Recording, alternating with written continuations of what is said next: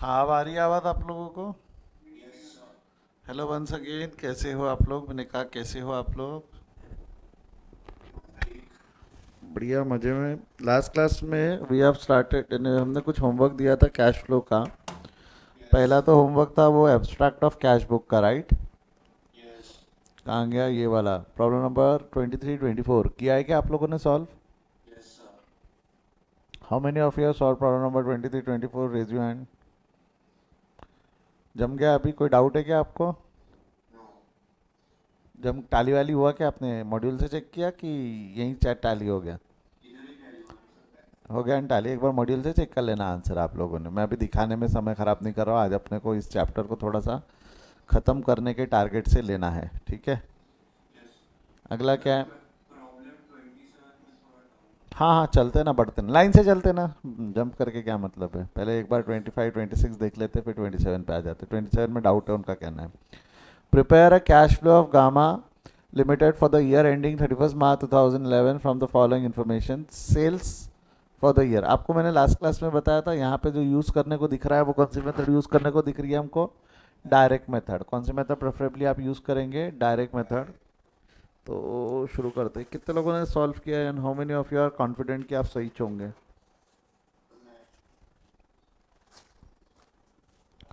Important है confidence भी होना।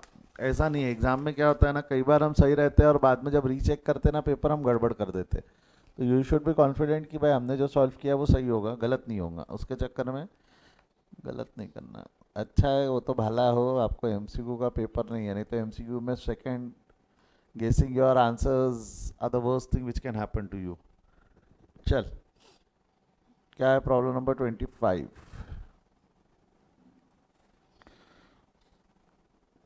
प्रॉब्लम नंबर 25, मेरी मदद भी करना अब आपने फटाफट। क्या दिया हुआ है? Sales for the year amounted to ₹135 crore, out of which 60% was cash sale. तो आप लोगों ने यहाँ बना लेना है अभी कैश फ्लो स्टेटमेंट। अच्छा, कैश फ्लो स्टेटमेंट के साइड्स वाइड्स रहते हो, उसको बढ़िया एक नंबर तरीके से बनाइएगा, लाइन वाइन खींच के एक नंबर। यहाँ पे बेसिकली ऑपरेटिंग, इन्वेस्टिंग, फाइनेंसिंग सभी दिख रहा है मेरे को। सब है ना? तो थोड़ा बड़ा जगह लगेगा ना।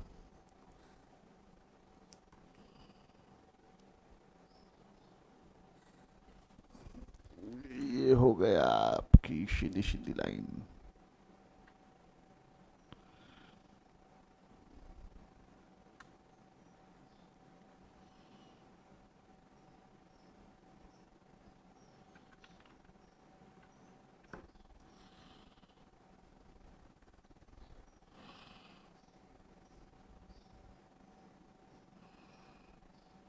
ठीक है, और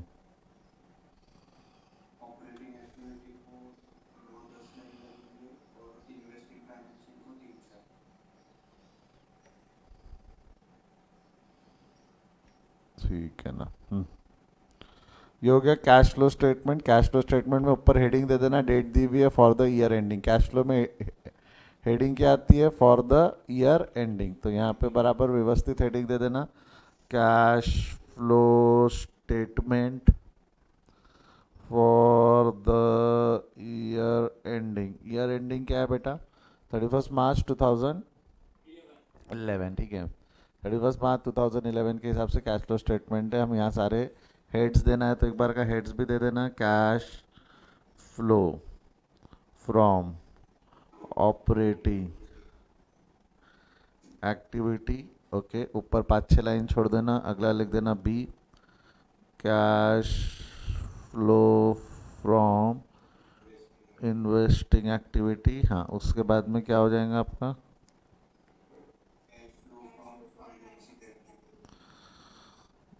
कैश फ्लो फ्रॉम, हाँ, फाइनेंसिंग एक्टिविटी। That's it. अगला चल, sales of rupees, sales amounted to ₹35 crore, out of it 60% was cash sale. तो यहाँ लिख दूँ क्या? Cash inflow. कैश सेल में क्या है? डेटर्स क्रेडिट सेल में एडजस्टमेंट है ना, डेटर से रिलेटेड। कैश सेल तो डायरेक्ट लिख सकता हूँ ना मैं। देख यहाँ लिख देंगे हम कैश सेल, कितना है बेटा कैश सेल? एक 35 करोड़ है, 35 का 60% कितना आता है बोल? हाँ,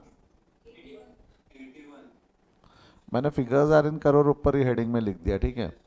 Purchases for the year ended amounted to rupees 55 crore, out of which credit purchases at 80%। अपन को क्या चाहिए? कैश परचेजेस चाहिए ना। तो जब यहाँ से आप लेस करोगे कैश आउटफ्लो,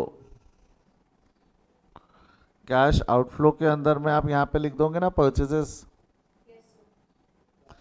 या भी मोर स्पेसिफिक कैश परचेजेस कितना है? 81 नहीं 55 इंटू 80 20%,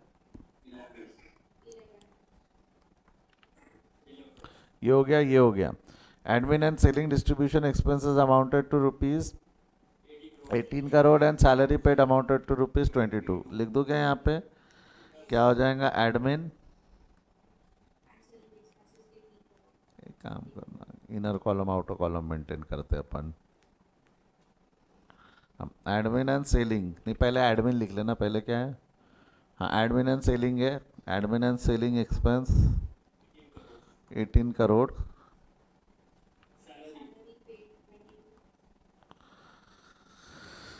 सैलरी पेड 22। हाँ अगला,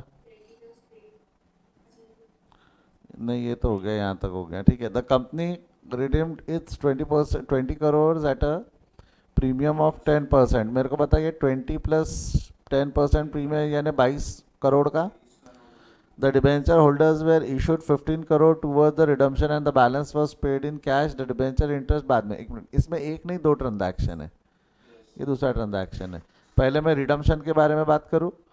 22 करोड़ का रिडम्पशन है, 15 करोड़ के तो हम इक्विटी दे रहे हैं, इसका मतलब कैश कितने करोड़ का दिया होगा? 7 करोड़ का।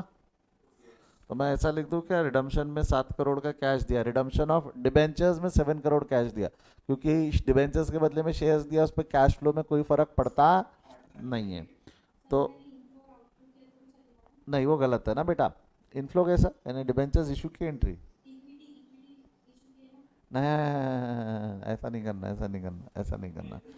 नहीं, आप आपने जब कैश आके, बेटा कैश आके गया है कि उनका कन्वर्जन है? डिबेंचर्स में मैंने कन्वर्जन मेथड पढ़ाया था ना, याद है क्या?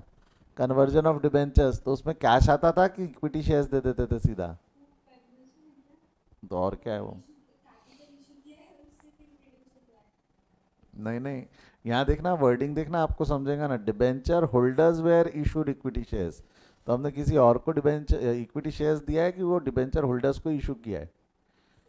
वर्ड देके घबरा रहा है, ऐसे लोग फंस गए उसमें। आप ओवर थिंक कर निकले एक्चुअली, आपने थोड़ा ज़्यादा सोचा कि डिबेंचर्स यानी इक्विटी शेयर्स इशू हुए, वहाँ कायदे से डिबेंचर होल्डर्स को ही दिया है ना equity shares. Don't over think, ठीक है? आप थोड़ा हल्का सा ज़्यादा सोच लियो सही होने के चक्कर में, ठीक है। तो यहाँ पे क्या हो जाएगा? Less repayment of debenture, less repayment of debentures कितना हो जाएगा? रीपेमेंट ऑफ डिबेंचर्स, नहीं नहीं वैसा नहीं, कैलकुलेशन के साथ में 20 प्लस, अरे ना रे, 20 प्लस 10% माइनस 15।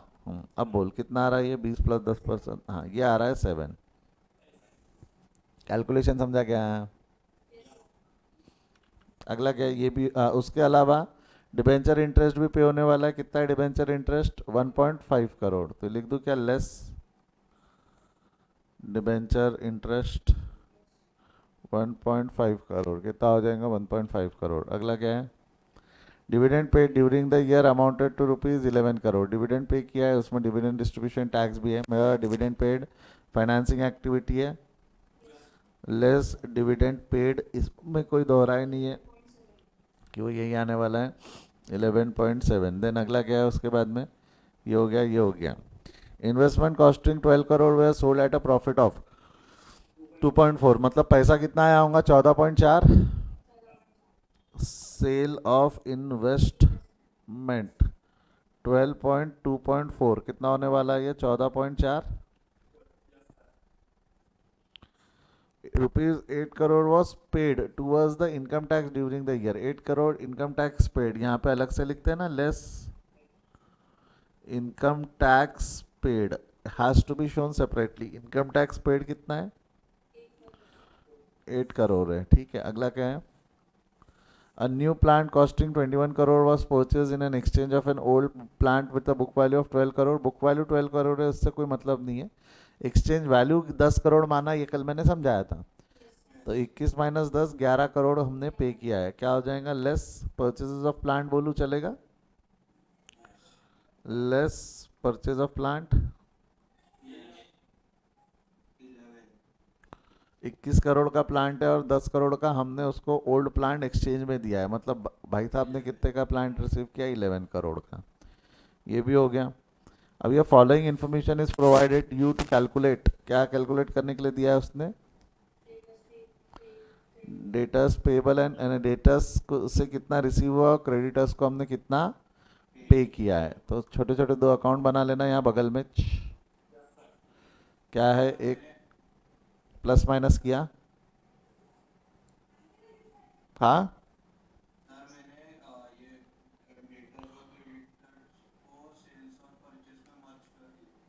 वो गलत है थोड़ा सा।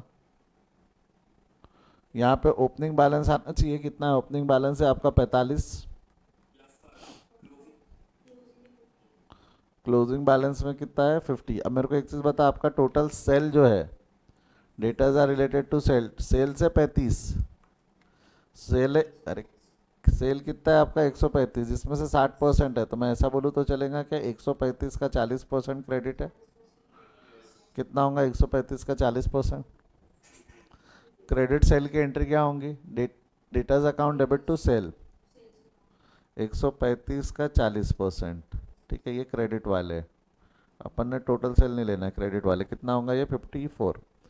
इसको बैलेंस कर ले। मेरे को बता, 45 का तेरा ओपनिंग है, 54 तेरा वो है, तो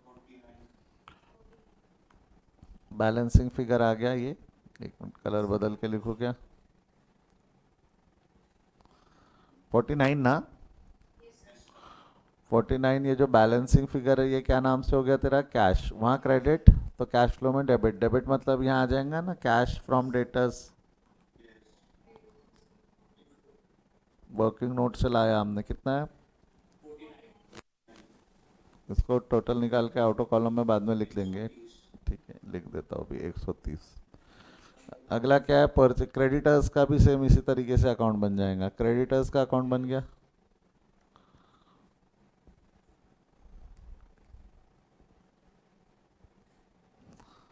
balance brought down. Opening balance कितना है क्रेडिटर्स का? नीचे जाकर देखो, 21। क्लोजिंग बैलेंस है 23। परचेज है, क्रेडिट परचेज 80% है। 80% परचेज किया तो एंटर रहेंगी purchase account debit to creditors. Purchase के नाम से कितना है वो? 55 इंटू 80%। कितना होगा 55 का 80%? इसको बैलेंस कर। 42, अरे ठीक है ना, रुपीज़ गरीब बोलना, रुपीज़ में काम कर रहा, ठीक है। बैलेंसिंग फिगर कहाँ चली जाएंगी? कैश। वहाँ डेबिट, यहाँ क्रेडिट, कैश पेड, हाँ, टू क्रेडिटर्स। कितना होने वाला है? कैश पेड टू क्रेडिटर्स 42 हो गया। इसकी टोटल आउटो कॉलम में लिखो कितनी हो रही है। हाँ,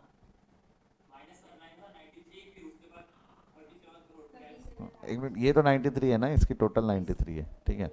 उसके अलावा अब देखा जाए तो लास्ट में बैंक का बैलेंस है, बैंक का ओपनिंग एंड क्लोजिंग दिया हुआ है। That will going to help you out to calculate the last thing. Opening add करके ज़ीरो है या पता नहीं, अगर निकलता होगा तो मेरे को चेक करना पड़ेगा। एक मिनट, लेट मी सी। यस, क्लोजिंग निकलता है एक्चुअली। यहाँ क्वेश्चन मार्क होना चाहिए, यहाँ क्वेश्चन मार्क होना चाहिए। क्लोजिंग दिया हुआ नहीं है, ठीक है। यानी क्रॉस चेक नहीं होगा ये क्वेश्चन। क्लोजिंग दिया रहता तो क्रॉस चेक होता था ना, ठीक है। चल, okay. Cash flow before working capital changes कितना होगा बोल? नहीं, कैश फ्लो और from operating activity before tax कितना है बोल? 8 का ये माइनस करोगे तो कितना आ जाएगा ये हो गया ये। बी बी कितना आ रहा है बोल? Cash flow from investing activity वो लिख देना हेड, अब मैं हेड लिख नहीं रहा हूँ पूरे पूरे। ये कितना आ रहा है? अच्छा ये सब माइनस है, ब्रैकेट में लिखना चाहिए था -20.2। ये हो गया सी। तो क्या हो जाएगा? Cash flow during the year, A plus B plus C कर तो कितना होता है?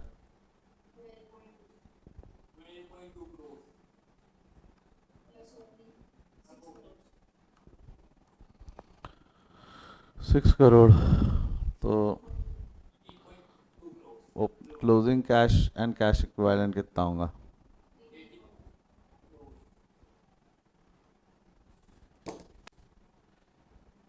कितने लोग कर पाए इसको ऐसा कैसा?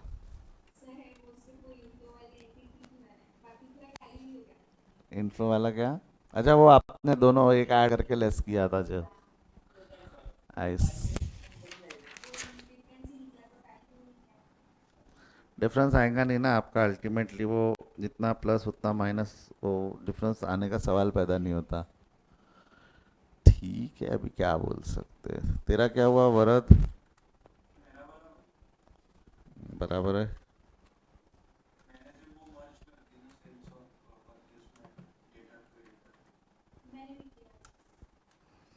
मर्ज कैसे किया आपने?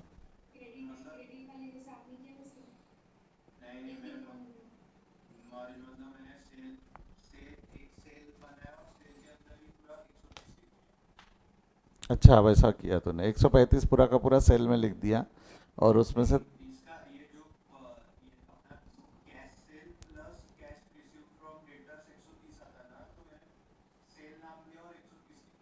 मत करो, अवॉइड करो वो, क्योंकि ज़रूरी नहीं ना जो डेटर से पैसा आया वो कुछ ओपनिंग डेटर्स भी तो रिकवर हुए होंगे ना।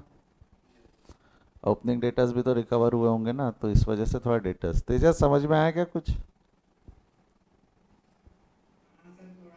थोड़ा थोड़ा जिगर है तेरे में, तू थोड़ा थोड़ा भी बोल पा रहा है। मैंने तेरे को कल ही बोला था जब अपनी बात हुई है, जब तक तू थोड़ा सीरियस नहीं रहेगा मैं तेरे यानी अभी अगर तेरे को नहीं भी समझ रहा और उसके बाद भी तू क्लास में बैठा है, तब जाके अब मैं तेरे ऊपर एफर्ट्स करूँगा।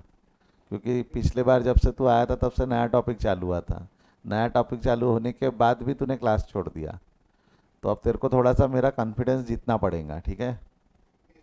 2 से 3 दिन लगेंगे ये टॉपिक ख़त्म होने को, नया टॉपिक चालू होगा, पर फिर भी तेरे को दोनों तीनों दिन आना है, तब जाके मैं मानूंगा कि तू रेगुलर रहने वाला है, ठीक है क्या? नेक्स्ट। और रिकॉर्डिंग मैं तेरे को 15 दिन बाद दूंगा, जब तक 15 से 20 दिन तू रेगुलर नहीं रहता, I L not give you recording, I L not gonna give you recording, ठीक है?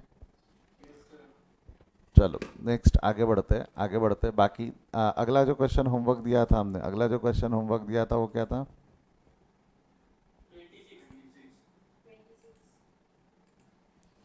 प्रॉब्लम नंबर 26 होमवर्क दिया था। आई होप आप लोगों ने सॉल्व किया है। Again confident enough? टाली हुआ सर। अब क्या है, यहाँ यहाँ भी कॉन्फिडेंस था बट गलती बहुत फालतू सी निकली, तो हम क्या करें, है ना? सर सही तो हम ऊपर भी थे, अब वो जरा जरा सी गलती वही है। एग्जाम में यही जरा जरा सी गलती 3-3 4-4 मार्क ले लेंगी 12 मार्क के क्वेश्चन में, समझ रहे हो क्या? फिर हम इंस्टीट्यूट को गाली मारते कि वो पेपर गलत चेक करती, नहीं आपने कहीं कुछ गलत किया होगा, समझो।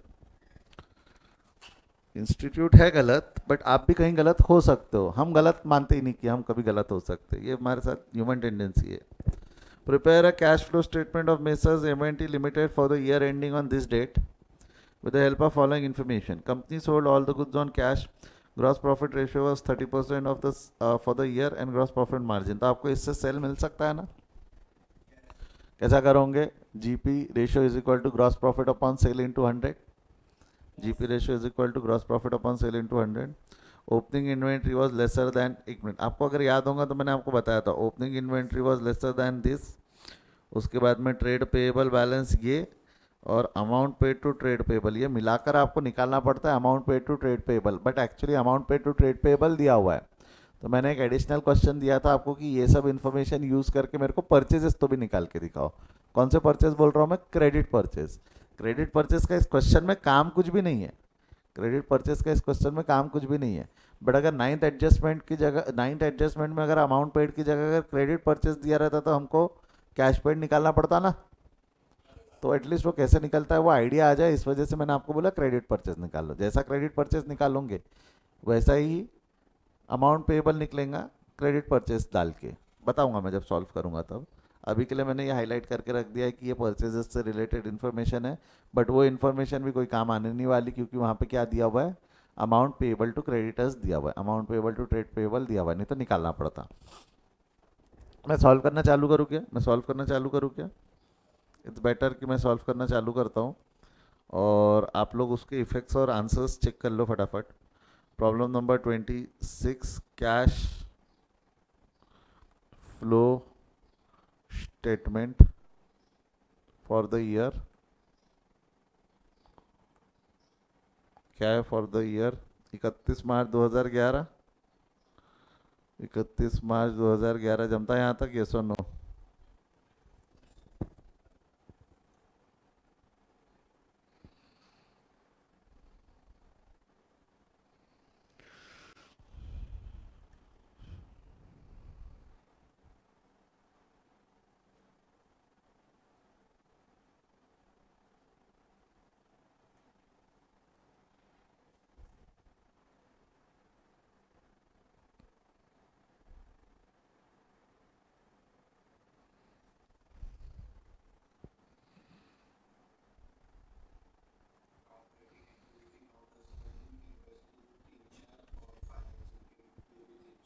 अभी तीन चार, ठीक है।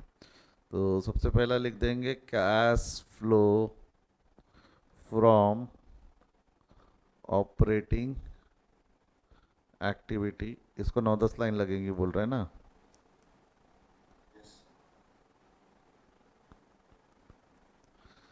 उसके बाद में क्या हो जाएगा तेरा, cash flow from investing activity, ठीक है।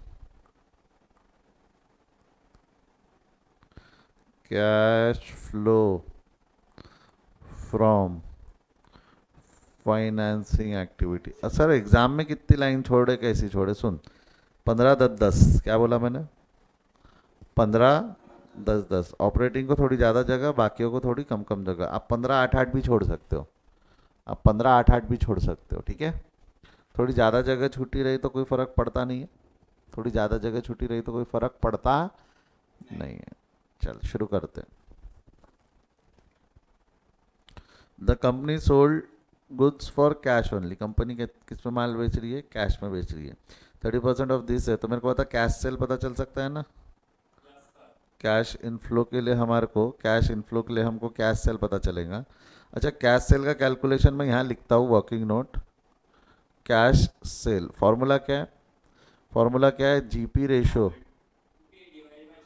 हाँ, divided by GP upon sale into 100, बराबर है क्या?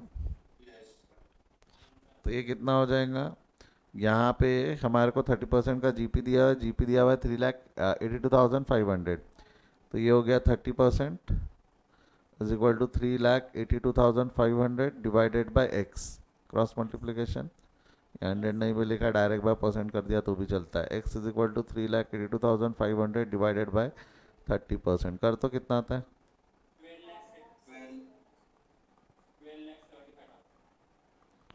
तो सेल आ गया आपका 12,75,000, 12,75,000 का सेल आ गया आपका, कैश सेल। ये और ये पॉइंट का मुद्दा खत्म हो गया।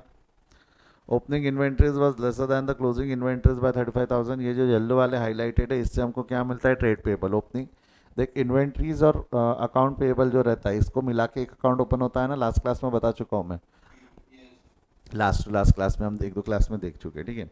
Wages paid during the year is this, wages paid cash outflow है, लिख दूँ यहाँ फटाफट। कैश आउटफ्लो कितना है, वेजेस पेड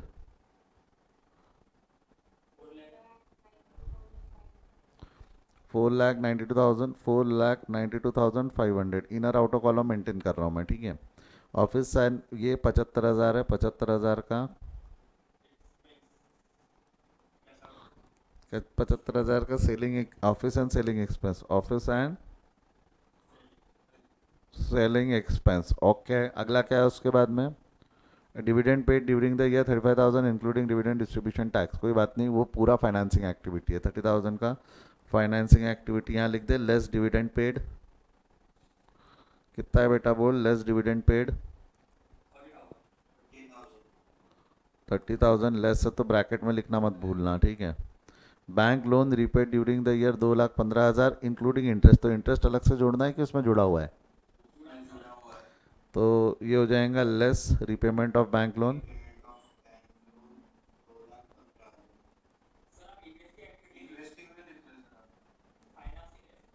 मैं तो देख रहा था आप में से कितने लोगों का ध्यान है।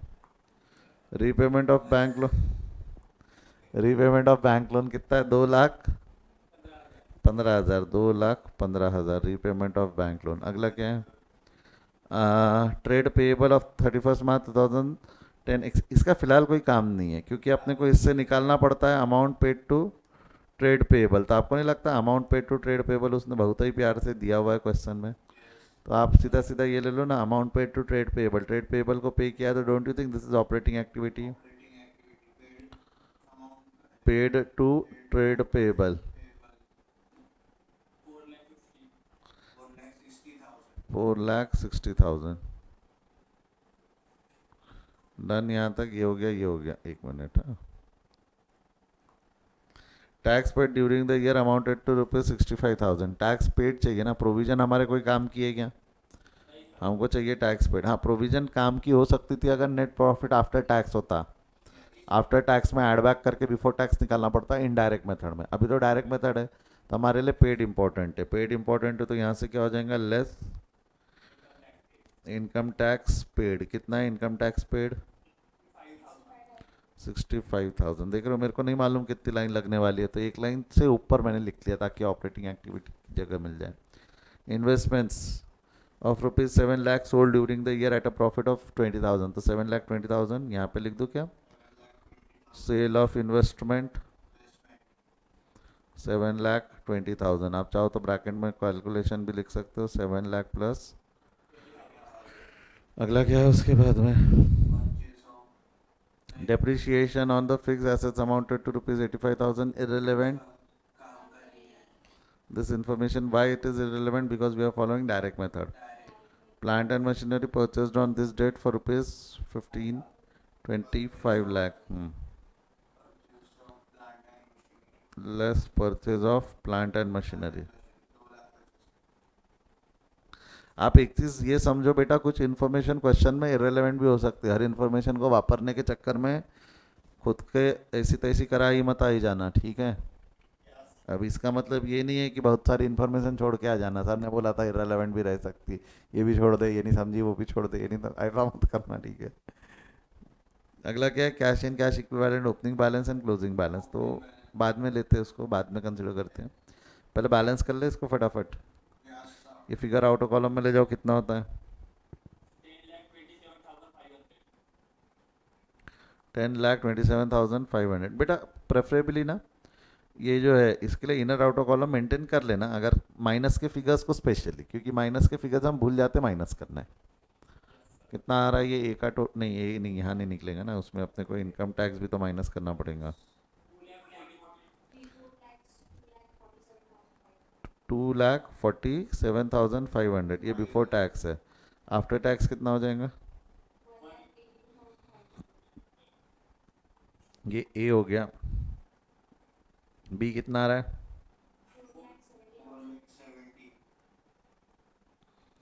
सी कितना आ रहा है? 2,45,000 ये हो गया सी। बी तो आपका क्या हो जाएगा? कैश फ्लो ए प्लस बी प्लस सी। कितना हो जाएगा? ए प्लस बी प्लस सी। इसमें क्या कर दोगे? Add opening cash and cash equivalent. कितना है ओपनिंग कैश एंड कैश? तो इससे आपका आ जाएगा क्लोजिंग कैश एंड कितना है? 6,07,500। यही है क्या आंसर?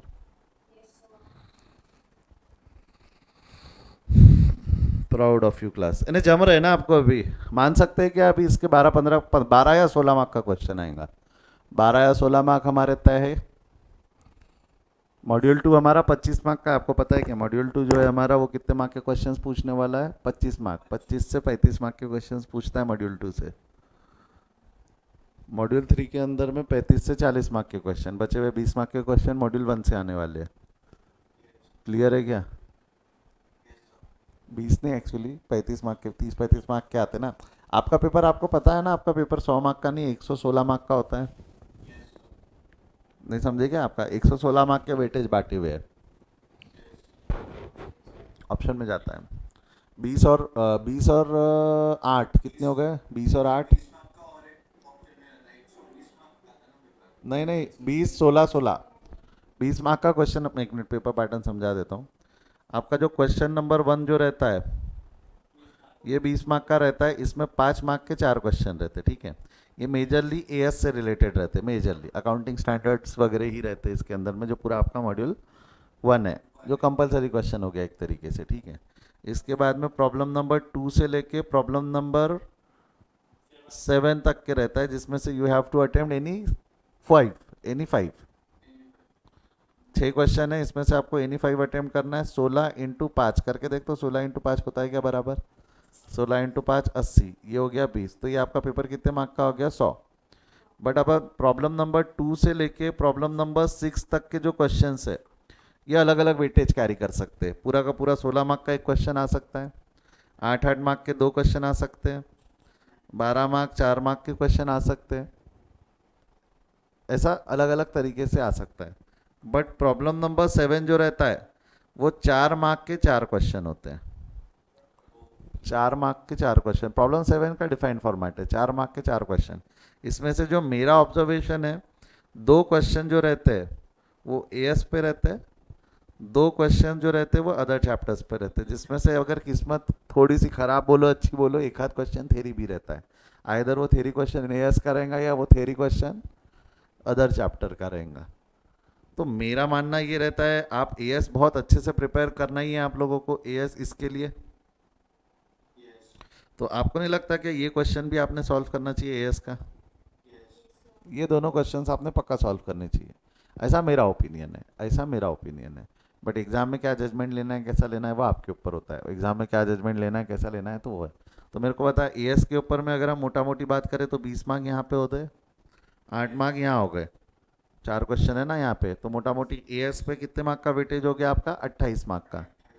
तो 28 mark weightage covers under the as, that is around 1/3 of the syllabus. और एएस को हम इज्जत नहीं देते। और आपको लग रहा होगा सर आप एएस पे इतना वेटेज दे रहे हो, आपको पता है कैश फ्लो स्टेटमेंट जो मैं आपको पढ़ा रहा हूँ ये AS3 पढ़ा रहा हूँ, आपको पता है वी आर लर्निंग AS3। तो अगर टेक्निकली एक आध क्वेश्चन बीच में आ गया अगर कैश फ्लो पे, तो वो तो एएस पे क्वेश्चन है ना। टेक्निकली एक आध क्वेश्चन बीच में आ गया तो वो तो एएस पे है ना। सेम आपका AS13 इन्वेस्टमेंट है, जो हमारा शायद नेक्स्ट टू नेक्स्ट चैप्टर रहेगा। एक आध चैप्टर बहुत मज़ेदार है, बहुत ईजी है।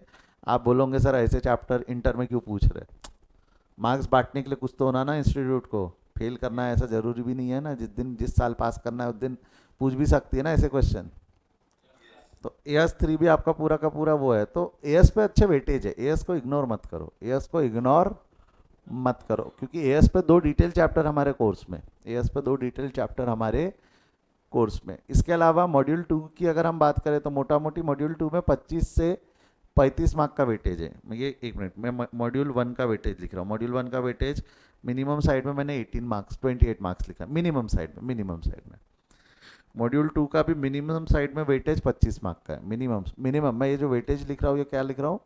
On the lower side, on the lower side.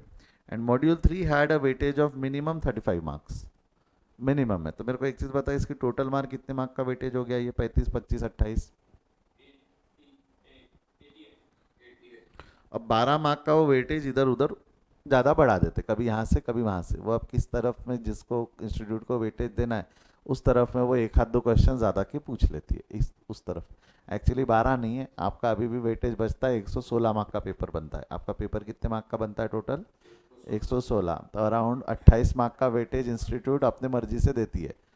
फिर हमको क्या लगता है, सर ने तो बोला था 25 और 35, एक काम कर 28 मार्क का वेटेज है ना, तो इक्वली सभी टॉपिक में डाल दे।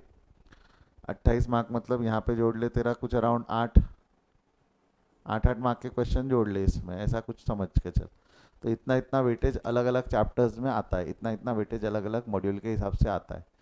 तो हल्के में मत लो। आपने अगर ढंग से कोई भी 2 मॉड्यूल ढंग से, स्पेशली एएस का मॉड्यूल तो एक होना चाहिए उसमें से, क्योंकि श्योर शॉर्ट 20 मार्क के क्वेश्चन तो उसी में से आने वाले हैं ना, 20 मार्क के क्वेश्चन उसी में से आने वाले हैं। उसके अलावा अगर आप एक आध मॉड्यूल छोड़ देते हो, एक आध मॉड्यूल छोड़ देते हो, तो भी आप अराउंड 60 मार्क के क्वेश्चन आराम से सॉल्व कर सकते हो। 60 मार्क, 70 तक के नहीं जा पाओगे, 60 मार्क के क्वेश्चन तो आप आराम से सॉल्व कर सकते हो। समझा क्या? आया ना? तो थोड़ा सा प्लानिंग अकॉर्डिंगली करो, प्लानिंग अकॉर्डिंगली करो, उसमें गड़बड़ मत करो। होते मिलते, कैसे पास नहीं होंगे आप? कैसे पास नहीं होंगे? समझ रहे हो क्या बोल रहा हूँ मैं? प्लानिंग में गड़बड़ होती है, बच्चों के प्लानिंग में गड़बड़ होती है, वो नहीं होनी चाहिए। चल नेक्स्ट, आगे बढ़ रहा हूँ मैं, आगे बढ़ रहा हूँ। हाँ, इस क्वेश्चन के अंदर में मैंने आपको बोला था कि आप एक बार मेरे को क्रेडिट परचेज निकाल के बताएंगे। पूछा नहीं है मैंने, मेरे तरफ से बोला था कि निकाल के बताएंगे। तो ये वाला छोड़ दो। हाँ, ये वो जितने भी येलो कलर से हाईलाइटेड इन्फॉर्मेशन है, ये परचेजेस से रिलेटेड है। अब ज़रा ध्यान से सुनना। मैंने आपको बताया था परचेज अकाउंट के अंदर में, अगर हम परचेज अकाउंट की बात करें तो इस परचेज अकाउंट के अंदर में स्टॉक भी आता है और क्रेडिटर्स भी आता है। अच्छा, stock has debit balance, creditors has credit balance, ठीक है, ये ध्यान रखना। मैंने ये यहाँ बाजू में सिर्फ आपके जानकारी के लिए लिखा है। अब आप जो ये अकाउंट बना रहे हो, actually this will not be termed as purchase account, this will be termed as trade payable account, ठीक है, ट्रेड पेएबल अकाउंट। अब ज़रा ध्यान देते हुए मैं चाहूँगा सभी का ध्यान कंप्यूटर स्क्रीन में रहे।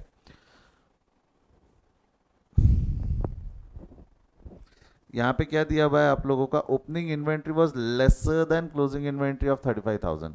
Account open on same side, closes on opposite side. तो आपको नहीं लगता क्या ओपनिंग स्टॉक यहाँ आएगा और क्लोजिंग स्टॉक यहाँ आएगा? तो वो क्या बोल रहा है? Opening inventory is lesser than closing inventory by 35,000। अगर मैंने ओपनिंग इन्वेंट्री को 0 माना तो क्लोजिंग इन्वेंट्री 35,000 हो जाएंगी क्या? Opening inventory become 35,000 less than the closing. ऐसा करना था उसको, अभी समझा क्या? बता दिया था कि एक को 0 लेना है, हिंट दिया था ना मैंने, एक को लेने 0 लेना है तो होता है। जो लेसर है उसको 0 ले लेना, तो हायर वाला है तो ऑटोमेटिक डिफरेंस। और वैसे भी देखा जाए तो अगर मान लो वो 1 लाख और ये 1,35,000 रहता, तो अल्टीमेटली डिफरेंस तो 35,000 का ही आता ना। अल्टीमेटली डिफरेंस तो 35 का ही आता। क्या बात है यार, ये तुमको समझा क्या मैंने क्या बोला? चलो, ये यही फायदा होता है बेसिक्स। 4 लाख का परचेज आया। एक मिनट मैं सॉल्व कर दूं क्या? एक मिनट सॉल्व कर दूं। यहाँ पे आ जाएगा आपका ओपनिंग ट्रेड पेएबल, और ये हो जाएगा आपका क्लोजिंग ट्रेड पेएबल। अच्छा, ओपनिंग, अब यहाँ पे क्या दिया हुआ है? ओपनिंग क्लोजिंग के बैलेंस नहीं दिए, यहाँ पे डिफरेंस दिया हुआ है। The trade payable on 31 March exceeds, यानी ये ओपनिंग वाला एक्सीड्स द क्लोजिंग, तो ओपनिंग ज़्यादा है ना, ओपनिंग ज़्यादा है, तो इसका मतलब ओपनिंग कितना है? 25,000 है ना। ओपनिंग में 25,000 लिख दो तो क्लोजिंग 0 हो जाएगा क्या? Opening exceeds by 25,000, that's it, खत्म हो गया। अच्छा, साथ साथ में यहाँ पे ये इस क्वेश्चन में ये दिया हुआ है, इस क्वेश्चन में ये दिया हुआ है कि हमने अमाउंट कितना पे किया है? 4,60,000। अमाउंट पेड टू क्रेडिटर्स है, तो एंट्री होगी creditors account debit to cash. Creditors account debit हो गया होगा 4,60,000 से कैश के नाम से, हो गया। इसको बैलेंस कर ले, तेरे को बैलेंसिंग फिगर जो मिलेंगी 4 लाख है क्या? तो ये क्या हो गया तेरा? Credit purchase. अब एग्जाम में ना वो क्या करेगा, यहाँ इस अकाउंट की इस क्वेश्चन में ज़रूरत पड़ी थी क्या? नहीं, क्योंकि ये इस इसमें अपने को कैश कितना दिया हुआ है। एग्जाम में वो क्या करेंगे, आपको ये वाली इन्फॉर्मेशन गिवन रहेंगी। आपको क्या इन्फॉर्मेशन गिवन रहेंगी? Credit purchase. तो अगर आपको क्रेडिट परचेज पता है तो क्या बैलेंसिंग फिगर से कैश पेड निकाल सकते हो क्या? है ना, जैसा अभी ये बैलेंसिंग फिगर आया तो वो गिवन होगा, तो बैलेंसिंग फिगर यहाँ आएगा। गया क्या बॉडी के अंदर? डिफिकल्ट है क्या? बच्चों को ये डिफिकल्ट लगता, सर वो ओपनिंग और क्रेडिट क्लोजिंग में जो है वो ओवर और अंडर समझ में नहीं आ रहा क्या लिखा हुआ है। अरे एक को 0 ले लेना, एक को 0 ले लेना। समझ रहे हो क्या क्या बोल रहा हूँ? गया बॉडी में, बढ़ो आगे। ठीक है, तो ये था हमारा प्रॉब्लम नंबर 26। 27 में कुछ दिक्कत आई है आपने कहा है? टैली नहीं हुआ 27। हाँ,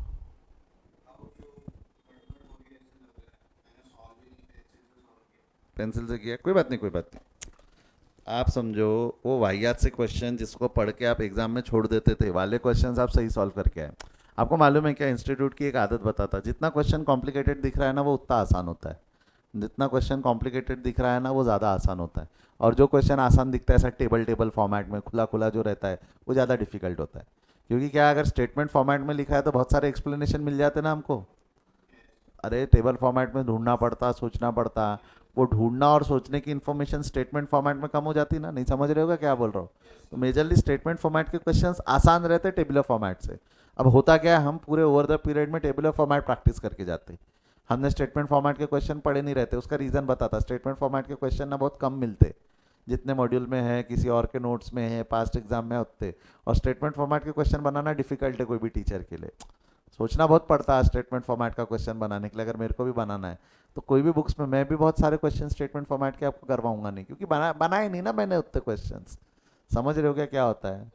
इसलिए आप प्रैक्टिस कम करते हो, बट स्टेटमेंट फॉर्मेट के questions are meant to be easy.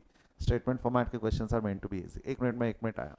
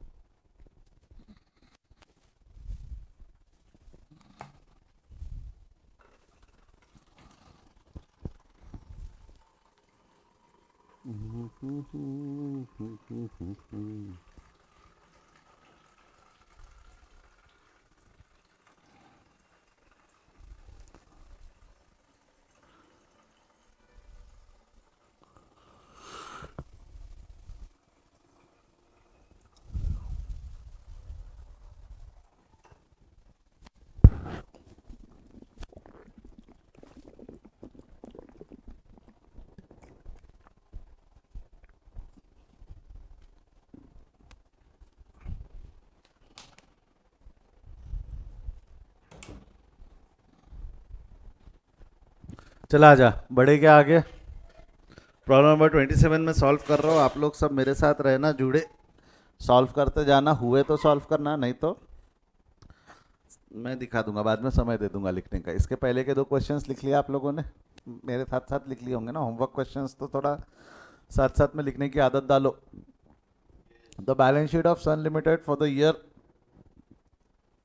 ended 31st March 2011 and 10 were summarise at follow. Equity share capital दिया हुआ है 60,000, 50,000। ओपनिंग क्लोजिंग कैसा दिया हुआ है, पहले क्लोजिंग है और बाद में ओपनिंग है ना। रिजर्व फंड दिया हुआ है, रिजर्व फंड कैसा दिया हुआ है, प्रॉफिट एंड लॉस का बैलेंस दिया हुआ है। तो इससे मेरे को डिफरेंस से क्या मिल सकता है, प्रॉफिट। नहीं, मैंने आपको क्या बताया था एक क्वेश्चन में, पहले बचपन में मैंने आपको सिखाया था एक क्वेश्चन में ऐसा, अगर प्रॉफिट नीचे दिया रहा तो हम नीचे का प्रॉफिट उठाएंगे कि डिफरेंस कर लेंगे। अच्छा, बिफोर टैक्स दिया हुआ है। एक मिनट, मेरे को एक चीज़ बता, यहाँ का डिफरेंस कितना हो रहा है, यहाँ का डिफरेंस कितना हो रहा है, 1,000 रुपये।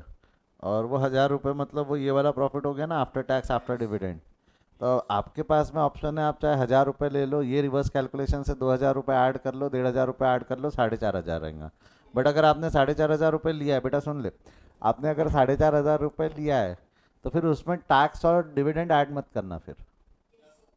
ये कंसेप्ट मैं बचपन से सिखा रहा हूँ, हाँ, सिर्फ ये ऐसे क्वेश्चंस के लिए ये कंसेप्ट मैंने सिखाया। तो अगर आपने 4,500 लिया है तो ये ऐड तो नहीं किया ना, 1,500 और 2।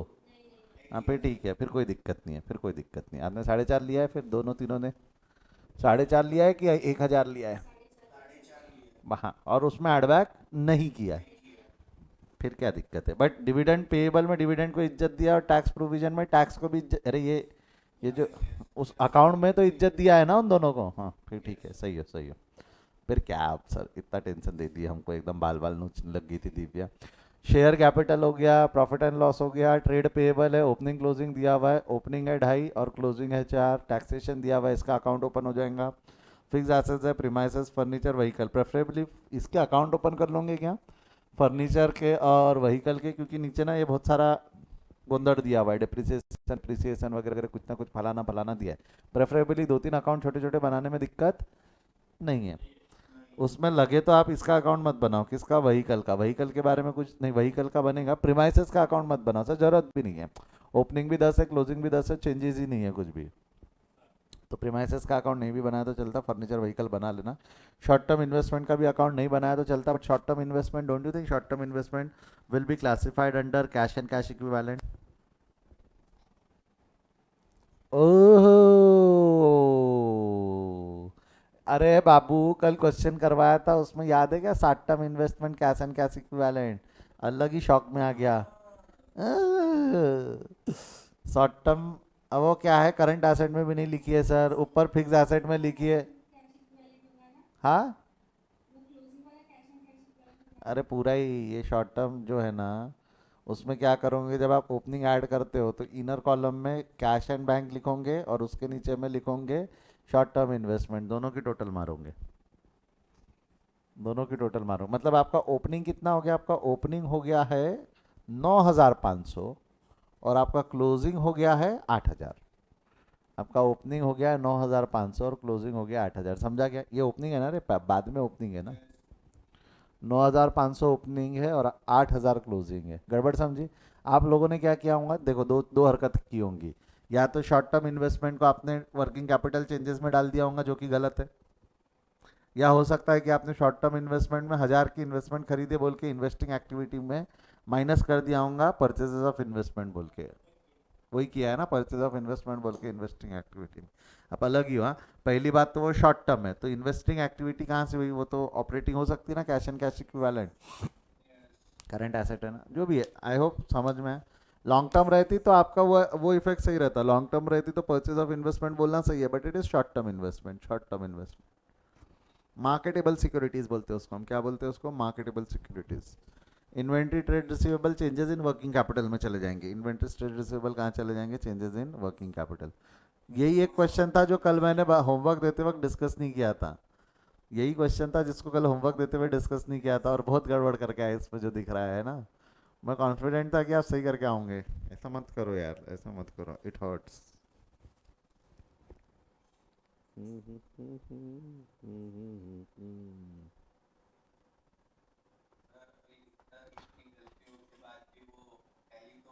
टैली हो रहा होगा आप लोगों का, आपके बॉडी में मैंने ऐसा डाल के रखा है कि आप टैली ना करो, ये तो ना होने वाला एग्जाम में। पता है क्या आपको? मैंने प्लस माइनस से पढ़ाया रहता ना तो अपने बाल नोचे रहते, टैली नहीं हो रहा है। आपके ना दोस्तों से पूछना, आपके वाहियात से वाहियात कैश फ्लो टैली होंगे, बट आपके दोस्त लोगों से पूछोगे ना कि यार टैली नहीं हो रहा, बोलेंगे आखिरी में क्या बोलेंगे? टैली नहीं हो रहा, क्योंकि वो प्लस माइनस से पढ़ते। मैंने आपको कैश फ्लो प्लस माइनस से नहीं पढ़ा, आप ढंग से जाके सोचोगे तो मैंने आपको कैसे पढ़ा है कैश फ्लो? Debit credit. इसलिए आपका टैली तो होगा, आपका टैली तो होगा। अब आप एडजस्टमेंट ऐसी गलती करके आओगे तो क्या करूँ मैंने, सही है क्या वो पता नहीं, बट टैली जरूर होता आपका। अपन गलत। बचपन में देखा नहीं क्या, कई बार होता था बैलेंस शीट टैली होती थी, इसका मतलब आंसर सही थोड़ी होता था। अब साला, हाँ, एडजस्टमेंट गलत कर देते थे। हम डेबिट डेबिट में, क्रेडिट क्रेडिट में लिखेंगे तो आंसर सही आता है, टैली होता है, बट सही है जरूरी नहीं है। चलो देखो, यहाँ पे क्या है हमारा, करूँ क्या, सॉल्व करूँ इसको फटाफट? तीनों एक्टिविटी निकलेंगी, ऑपरेटिंग, इन्वेस्टिंग और फाइनेंसिंग, जिसमें changes in working capital chart वार्ट बनेगा। Technically this is a big question. Adjustment के नाम पे बहुत बड़े एडजस्टमेंट्स नहीं है, बट है, और उसमें हमसे गलती होती है, सिली मिस्टेक वाला क्वेश्चन एक्चुअली ये, जो आपके बड़े बुजुर्ग बोलते हैं ना कि एग्जाम में सिली मिस्टेक नहीं करने का, वो ये क्वेश्चन है।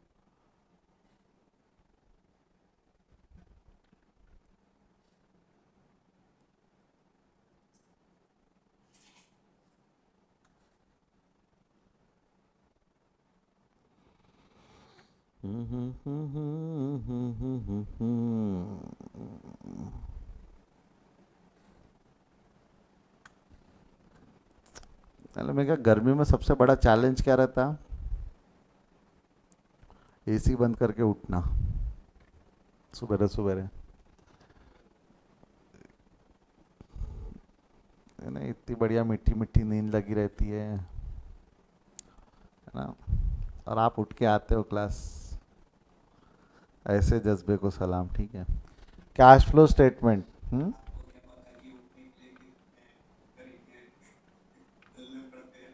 उठने, हाँ।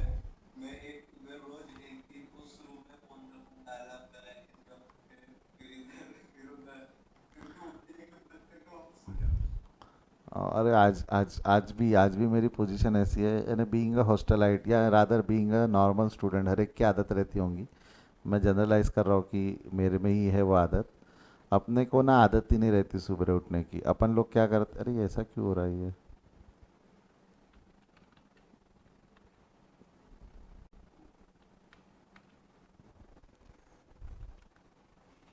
अपन क्या करते हैं, अलार्म भी लगा दिया अगर, अलार्म भी लगा दिया अगर, तो अलार्म स्नूज करते हैं अपन। अलार्म क्या कर देते हैं, है ना वो हर, हाँ, 5 मिनट 8 मिनट आपके मोबाइल सेटिंग के हिसाब से।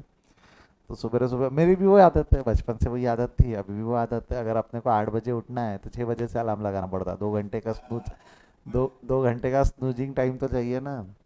ये शायद लड़कियों को ये बात नहीं समझ में आती कि स्नूज करने का जो आनंद है। तो दिव्या घूर रही मेरे को, सर ऐसा क्यों करते हैं, एक अलार्म में तो उठ जाता है इंसान, है ना।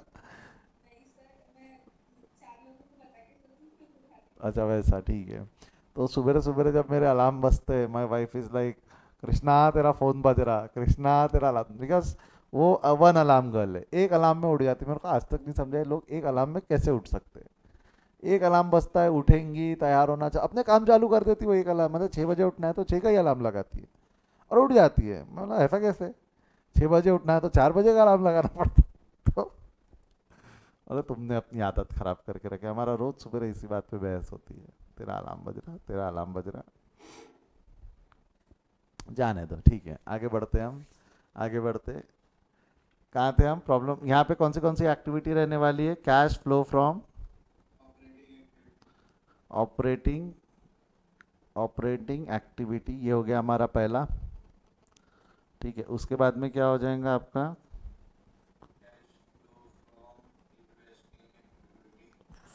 From investing activity. ठीक है, cash flow from investing activity, and next cash flow from financing activity. ये 3 एक्टिविटी के तहत हमने हमारा कैश फ्लो स्टेटमेंट बनाना है। Let's start. Equity share capital 50 से 60 हो गए। आपको नहीं लगता there is an increase in the cash increase issue? लिख दूं यहाँ पे साफ साफ शब्दों में, issue of equity shares, issue of equity share, ये इनफ्लो ऐड हो जाएगा। ब्रैकेट में कैलकुलेशन भी लिख देना, 60,000 माइनस 50,000 कितना हो जाएगा, 60,000 माइनस 50,000, 10,000। अगला क्या है उसके बाद में, प्रॉफिट एंड लॉस का डिफरेंस हम यहाँ से नहीं लेने वाले। आपने क्या बोले सर, हमने बिफोर टैक्स लिया है, नीचे से लिया है। तो अभी के लिए मैं ना सिर्फ ऊपर पॉइंट लिख देता हूँ यहाँ पे, नेट प्रॉफिट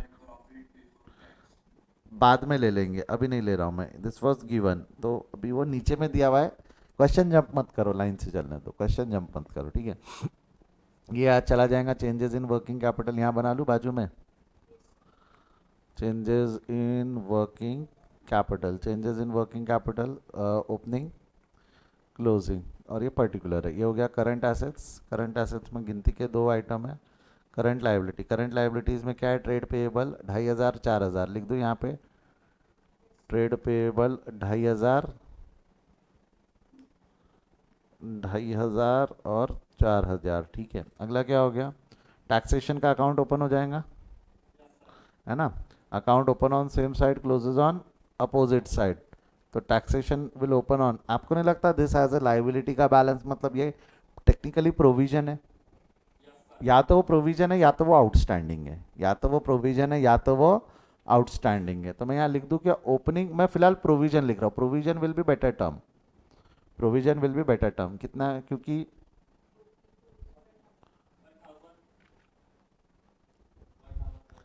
1,500, कितना ओपनिंग प्रोविजन है आपका, 1,500। नहीं, ओपनिंग नहीं है रे, हाँ, ओपनिंग है 1,000, क्लोजिंग है 1,500। आप चाहो तो इसको आउटस्टैंडिंग भी मान सकते हो।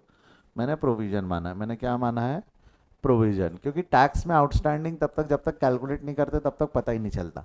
तो जब तक प्रोविजन ही रहती है तब तक क्या रहती है, प्रोविजन। तो टैक्स में आउटस्टैंडिंग के लिए टर्म ही प्रोविजन वापरा जाता है, ज़्यादा करेक्ट प्रोविजन है। अगला है डिविडेंड पेएबल 1,000 और 2,000, हाँ ये तो पेएबल है, ये साफ साफ लिखा हुआ है पेएबल है। तो डिविडेंड पेएबल कितना हो जाएगा, डिविडेंड पेएबल ओपनिंग है 1,000, क्लोजिंग कितना है, क्लोजिंग हो गया 2000, ठीक है, opening 1000, closing 2000। Now what we are going to do, हो गया, यहाँ से आगे बढ़ जाओ। अभी टेंशन मत लेना कि सर अभी इसको बैलेंस करते वगैरह नीचे से वो ले रहे, नहीं, लाइन से मैं बोल रहा हूँ ना। Solve the question in a sequence, question अगर सीक्वेंस में सॉल्व नहीं करोगे तो मरोगे, सीक्वेंस में सॉल्व नहीं करना ही कैश फ्लो में सुसाइड कमिट कर लेना होता है। चलो आगे बढ़ते हुए, प्रीमाइसेस अगर हम बात करें तो 10-10, इसमें कोई चेंजेस नहीं है, प्रीमाइसेस में कोई चेंजेस नहीं है। फर्नीचर, फर्नीचर का अकाउंट ओपन करना है ना, नीचे कुछ एडजस्टमेंट डिस्पोजल वगैरह है तो जो भी है, फर्नीचर, फर्नीचर का हमने अकाउंट ओपन कर लेना है। फर्नीचर अकाउंट ओपनिंग बैलेंस आ जाएगा, यहाँ कितना है बोल, फर्नीचर का बैलेंस ब्रॉट डाउन 11 और 17 ना, 11,000 और 17,000। फर्नीचर के बाद में अगला आइटम क्या है आपका, वहीकल, वहीकल का भी अकाउंट ओपन कर लो। ओपनिंग बैलेंस है 8,000, क्लोजिंग बैलेंस है 12,000, 8,000, 12,500 हो गया यहाँ तक। शॉर्ट टर्म इन्वेस्टमेंट छोड़ देना, कैश एंड कैश इक्विवेलेंट के लिए जैसा बैंक छूटता है वैसा। इन्वेंट्री एंड ट्रेड रिसीवेबल ऊपर जाकर लिख देना, इन्वेंट्री 14 और 17 है ना inventory. Changes in working capital से देख के बताओ, इन्वेंट्री 14,000 और 17,000। इन्वेंट्री के बाद में अगला आइटम क्या है आपका, ट्रेड रिसीवेबल 6 और 8।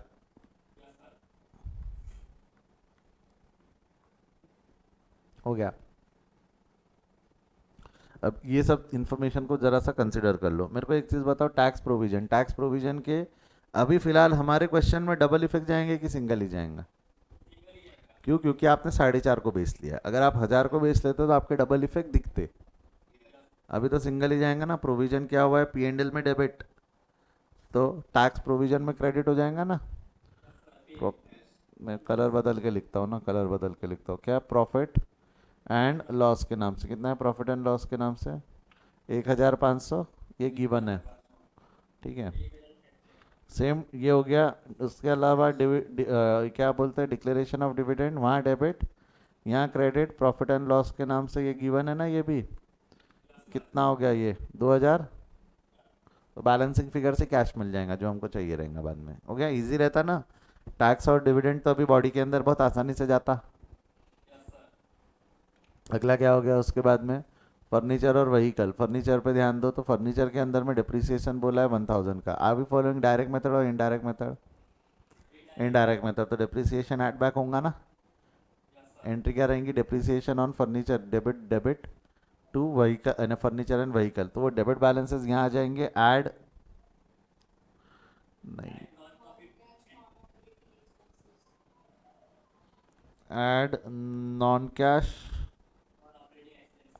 नॉन ऑपरेटिंग एक्सपेंसेस, उसमें क्या हो जाएगा आपका, आइटम क्या बोले, आइटम का नाम डेप्री, तो ये हो गया डेप्रीसिएशन, क्या, फर्नीचर और व्हीकल, तो ये फर्नीचर व्हीकल कितना है, फर्नीचर के ऊपर में 1,000 और 2.5, ठीक है, वहाँ डेबिट, यहाँ क्रेडिट, डिप्रिसिएशन 1,000, डिप्रिसिएशन 2.5 गया बॉडी में, ठीक है, ये हो गया। देन उसके बाद में प्रोसीड फॉर डिस्पोजल, बेसिकली मैंने समझा भी दिया था कल। आपने क्या किया है, 1,000 रुपये का एसेट 1,700 में बेचा है तो 700 का प्रॉफिट है ना। एंट्री क्या रहेंगी, कैश अकाउंट डेबिट 1,700, क्या हो गया, अरे यार प्लग लगाया मैंने, बटन ही नहीं चल रही है, एक्सपर्ट हूँ मैं इस सब में। क्या होंगी एंट्री बोल दो जब तक, चलो एंट्री क्या होंगी, लैपटॉप चालू होता है जब तक, cash account debit to cross, cash account debit होगा 1,700 इन्वेस्टिंग एक्टिविटी में, cash flow from investing activity, ठीक है। प्रॉफिट हो गया तो प्रॉफिट ऊपर क्रेडिट हो जाएगा, क्रेडिट मतलब लेस हो जाएगा ना, less non cash non operating income 700, और एसेट अकाउंट क्रेडिट हो जाएगा 1,000। क्या है, फर्नीचर है कि व्हीकल बेचा, व्हीकल बेचा है ना शायद, व्हीकल अकाउंट के क्रेडिट में चला जाएगा 1,000। दो फटाफट इफेक्ट दो जब तक ये चालू होता है। इजी था रे क्वेश्चन में, कोई बहुत ज़्यादा डिफिकल्टी तो दिख नहीं रही। अच्छा कहीं लिखा ही नहीं, गलत जगह लिखा तो वो तो चलो मानते हैं गलती है, तू तो नेक्स्ट लेवल निकला रे। और वही डिफरेंस आ रहा होगा तेरा। कैश अकाउंट डेबिट है 1700 टू व्हीकल। हाँ वो अपने को वही लगता है कि टैक्स और डिविडेंड गलत है। तेरे दोस्तों से बात हो रही क्या जो साथ साथ में पढ़ रहे हैं? क्योंकि उनको डर लगता है टैक्स और डिविडेंड में, वो प्लस माइनस करते। तेरे को मालूम है क्या? अपने दोस्तों से पूछना, उन लोग टैक्स और डिविडेंड प्लस माइनस करते। अपन प्लस माइनस कर रहे कि अपन ने अकाउंट बनाया? अकाउंट बनाया। क्योंकि होता क्या है, टैक्स और डिविडेंड में क्या इन्फॉर्मेशन दी रहेंगी पता नहीं। फॉर्मूला दो याद करना पड़ता, अगर क्रिएटेड दिया रहा तो पेड का फॉर्मूला क्या है, और अगर पेड दिया हुआ तो क्रिएटेड का फॉर्मूला क्या है। दो फॉर्मूले याद रखने से अच्छा बैलेंसिंग फिगर निकालना है ना। दो फॉर्मूले याद रखने से अच्छा क्या है, बैलेंसिंग फिगर। तो बहुत छोटी छोटी चीज़ें रहती है कैश फ्लो स्टेटमेंट में जो दिमाग खराब करती है। वो छोटी चीज़ें बाद में दिमाग ना खराब खराब करे, इसलिए मैंने सिस्टम में अलग ही डाल दिया आपके। अकाउंट बनाओ, दिमाग को टेंशन नहीं लेना, ठीक है। कैश अकाउंट डेबिट हो गया 1700 रुपये। Cash account debit investing activity में चला जाएगा। सेल ऑफ व्हीकल है ना, क्या हो गया इसको, इन्वेस्टिंग एक्टिविटी में हो जाएगा सेल ऑफ व्हीकल। कितना बचा, कितने का व्हीकल बेचा है आपने? 1700, वहाँ डेबिट। प्रॉफिट हो गया, यहाँ लिख दूँ क्या? Add non cash non operating less होगा, okay, less non cash non operating income. Less non cash non operating income क्या हो जाएगा? Profit on sale of, profit on sale of vehicle. कितना हो जाएगा profit on sale of vehicle? हाँ जी, 700। Profit on sale of vehicle आप चाहो इनर आउटर कॉलम मेंटेन कर लो। वैसे और कोई इनकम है नहीं ना?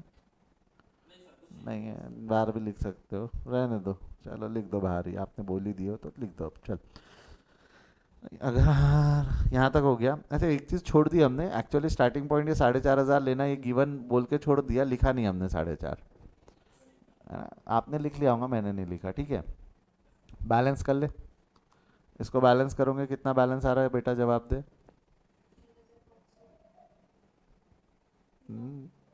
टोटल नहीं ना रे, तो टैक्सेशन का पूछ रहा हूँ मैं।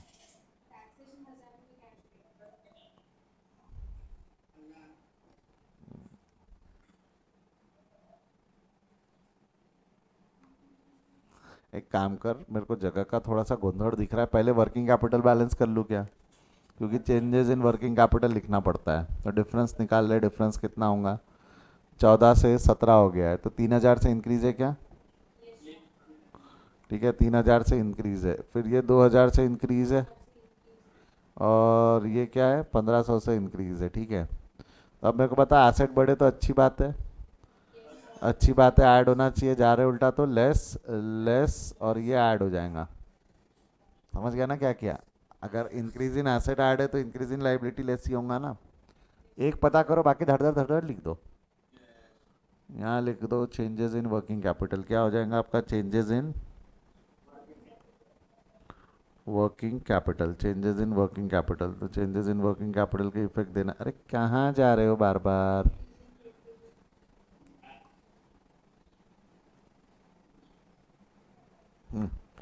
चेंजेस इन वर्किंग कैपिटल में क्या क्या है, बोल पटापट बोल। पहला है ऐड, पहले करते कि पहले लेस कर लेते? क्या कर, कुछ भी करो कोई फर्क नहीं पड़ता। आपने ऐड किया पहले, add increase in trade payable. कितना इंक्रीज इन, हाँ, या आउटर कॉलम में लिख दो, ऐड एक ही चाहिए तो। लेस इंक्रीज इन इन्वेंट्री, कितना है? इनर कॉलम में, हाँ। Less increase in trade receivable 2000, तो ये टोटल 5000 माइनस हो जाएगा। इजी पीजी लेमन स्क्वीजी बनते हैं, ठीक है। I can learn to understand you much better if next, I यहाँ can तक हो get गया हमारा। familiar with the way. Taxation को बैलेंस करो। आपने बताया टैक्स का बैलेंस आपका 1000 रुपये आ रहा है। 1000 रुपये जो बैलेंसिंग फिगर है, ये टैक्स पेड है, तो ये कैश के नाम से वहाँ डेबिट, यहाँ क्रेडिट, लेस टैक्स पेड 1000 रुपये, ठीक है।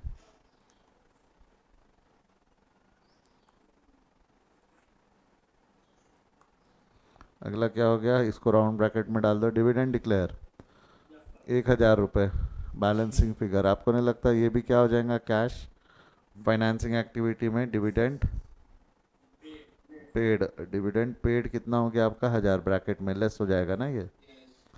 फर्नीचर ओपनिंग है 11,000 का, डिप्रिसिएशन है, क्लोजिंग आना चाहिए 10 बट आ रहा है 17, इसका मतलब जो 7,000 का परचेज है, बैलेंसिंग फिगर कैश के नाम से, वहाँ डेबिट यहाँ क्रेडिट, परचेज ऑफ, हाँ कुछ बोल,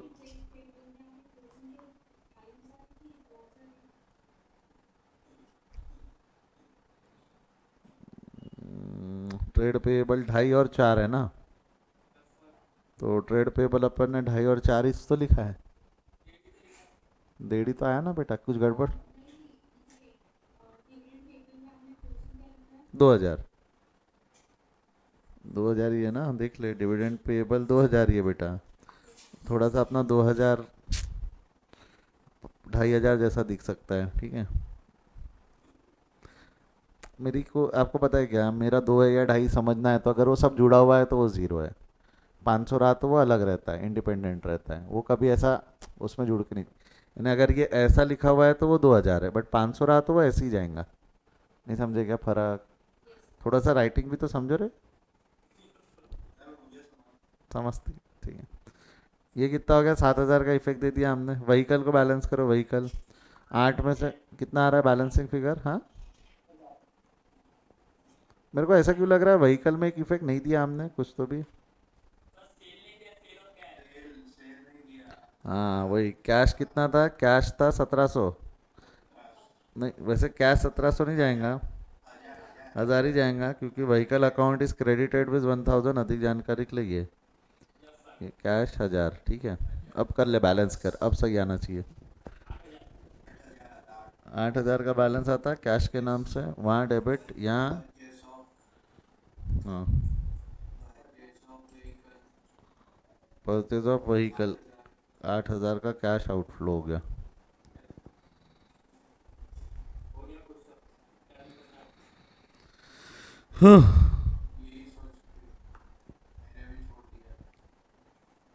क्या की क्वेश्चन हो गया टैली करना।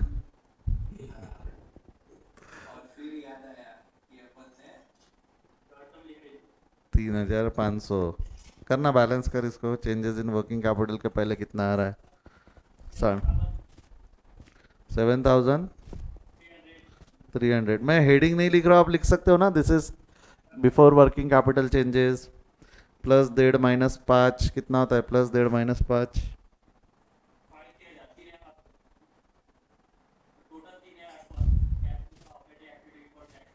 3,800 बिफोर टैक्स, इसमें से 1,000 माइनस कर दो तो 2,800, यह आपका cash flow from operating activity हो गया। इन्वेस्टिंग एक्टिविटी से कितना कैश फ्लो आया, 13,300 का आउटफ्लो है, और ये कितना हो गया आपका, 9,000 का इनफ्लो है। सही है आप लोग, तो कैश एंड कैश इक्विवेलेंट या cash flow during the year क्या हो जाएगा, ए प्लस बी प्लस सी, कितना हो जाएगा, ए प्लस बी प्लस सी 2,800 माइनस 13,300 प्लस 9,000। मेरे ख्याल से आंसर नेगेटिव में आ रहा है शायद, 1,500 का नेगेटिव आ रहा है, ठीक है। 2 मिनट सुन, अब यहाँ पे क्या करोगे आप, 2 मिनट सुन ले। ओपनिंग, यहाँ ऐड होता है opening cash and cash equivalent, ठीक है, opening cash and cash equivalent, इसके इनर कॉलम में ब्रेकअप लिख देना। इनर कॉलम में ब्रेकअप लिख देना मतलब कैसा, ये जो दो नीले कलर से लिखे हुए, शॉर्ट टर्म इन्वेस्टमेंट 1,000 और short cash and cash equivalent 8,500, वही लिख रहा हूँ मैं।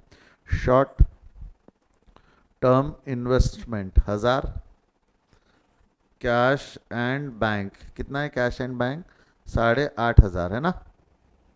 इसकी टोटल मारो तो टोटल आउटर कॉलम में 9,500 लिख देना। अब जरा इसको प्लस करो तो 1,500 में 9,500 कितना होता है,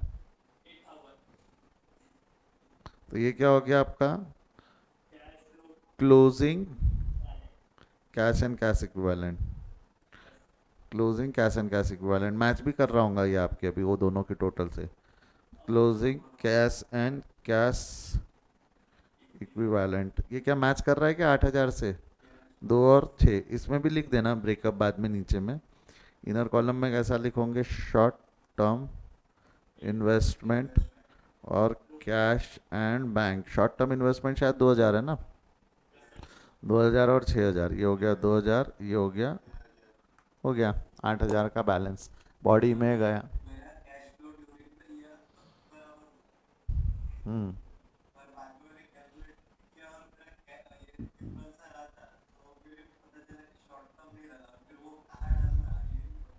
नीचे लिख देता तो सही हो जाता, है ना, समझ रहे? थियरी में पढ़ाया था ना, प्रैक्टिकल क्वेश्चन में करवाया नहीं था, इसलिए याद नहीं था आपको। प्रैक्टिकल क्वेश्चन में अब करवा दिया तो अब याद रहेगा वो, अब याद रहेगा, ठीक है। लो, कर लिया है, ठीक कर लिया है क्या? आज तो धड़ाधड़ लाइन से बस क्वेश्चन ही सॉल्व कर रहे हैं हम। करो करो पट पट, देख कर लिया है ना, चेक करना, स्क्रीनशॉट विनशॉट की जरूरत नहीं है ना, हो गया है ना। ऑपरेट देख लो, जिनको लेना है, ये ऑपरेटिंग एक्टिविटी है, ये बाजू में चेंजेस इन वर्किंग कैपिटल और टैक्सेशन के वर्किंग नोट है। उसके बाद में ये इन्वेस्टिंग एक्टिविटी, डिविडेंड पेएबल आपके सामने है, और फर्नीचर भी है, ठीक है। फिर फर्नीचर और व्हीकल अकाउंट आपके सामने है, ठीक है।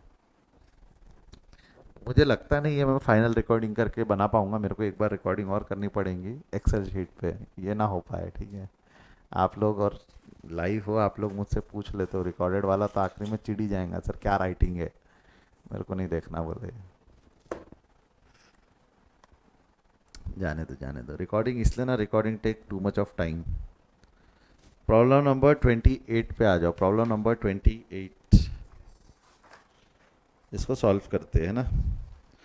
आज मैंने आपको बोला था कुछ नई चीज़ें सिखाऊंगा, फिर नया होमवर्क वगैरह भी दूंगा, बढ़िया एक नंबर, मज़े लेंगे मज़े आपके फिर। गई है जगह खुद से हार गई, लाया कहाँ से हूँ मैंने, हाँ ये रहा प्रॉब्लम नंबर 28।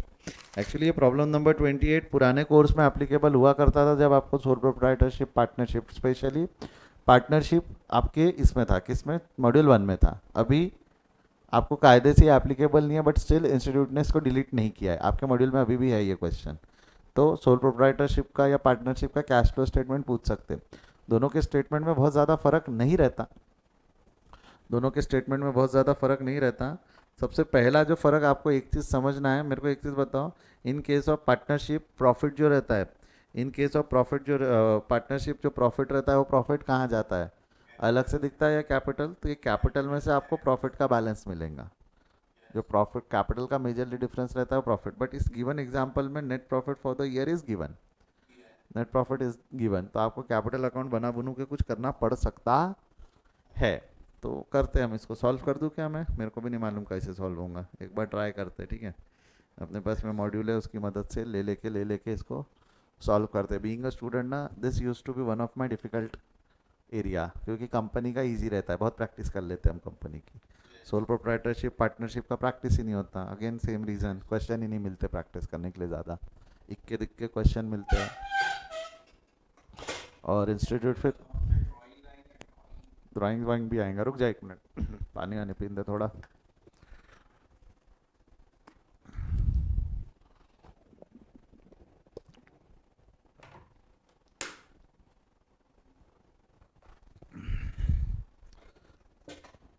चल आजा,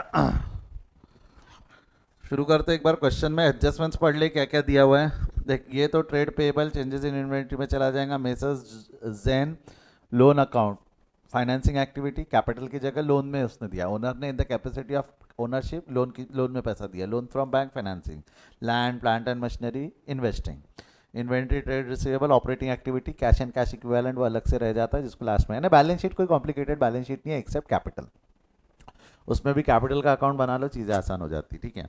मशीनरी कॉस्टिंग 80,000, एक्यूमुलेटेड डिप्रिसिएशन वे 24,000। देखो वहाँ लिखा है उसने एक्यूमुलेटेड डिप्रिसिएशन 24,000, बट हम depreciation method, accumulated depreciation method follow कर रहे हैं कि हम WDV फॉलो कर रहे हैं? बेटा हम अक्यूमुलेटेड डिप्रिसिएशन मेथड फॉलो कर रहे हैं या हम डब्ल्यूडीवी मेथड फॉलो कर रहे हैं? हम डब्ल्यूडीवी फॉलो कर रहे हैं ना। पूरे क्वेश्चन में आपको कहीं भी अक्यूमुलेटेड डिप्रिसिएशन नाम का टर्म दिख रहा है क्या बैलेंस शीट में? कहीं भी नहीं। तो बेटा आपको दो भाइयों को मिलाने की एंट्री पास करना है कि वो ऑलरेडी मिले हुए? ऑलरेडी मिले हुए। बट 80,000 का एसेट नहीं बेचा हमने। हमने 80,000 का एसेट नहीं बेचा। हमने कितने का एसेट बेचा है? 80,000 का एसेट है जिसके ऊपर में डिप्रिसिएशन है 24,000। तो एसेट का वैल्यू कितना है? 80 माइनस 24 कर कितना होता है? अस, हाँ 56। तो आपने 56 का एसेट 40 में बेचा है। 56 का एसेट 40 में बेचा है तो 16,000 का क्या हो गया? लॉस। 56 का एसेट 40 में बेचा है तो 16,000 का क्या हो गया? लॉस। आगे क्या है? तो ये समझा पहला। तो एक काम करो, इस पे स्टार मार्क कर दो, अकाउंट बना ले इसका। क्या? हाँ, the provision for depreciation on 31/3 ये जो है आपका 2 लाख एंड 3,20,000 दिया हुआ है। ओ क्या?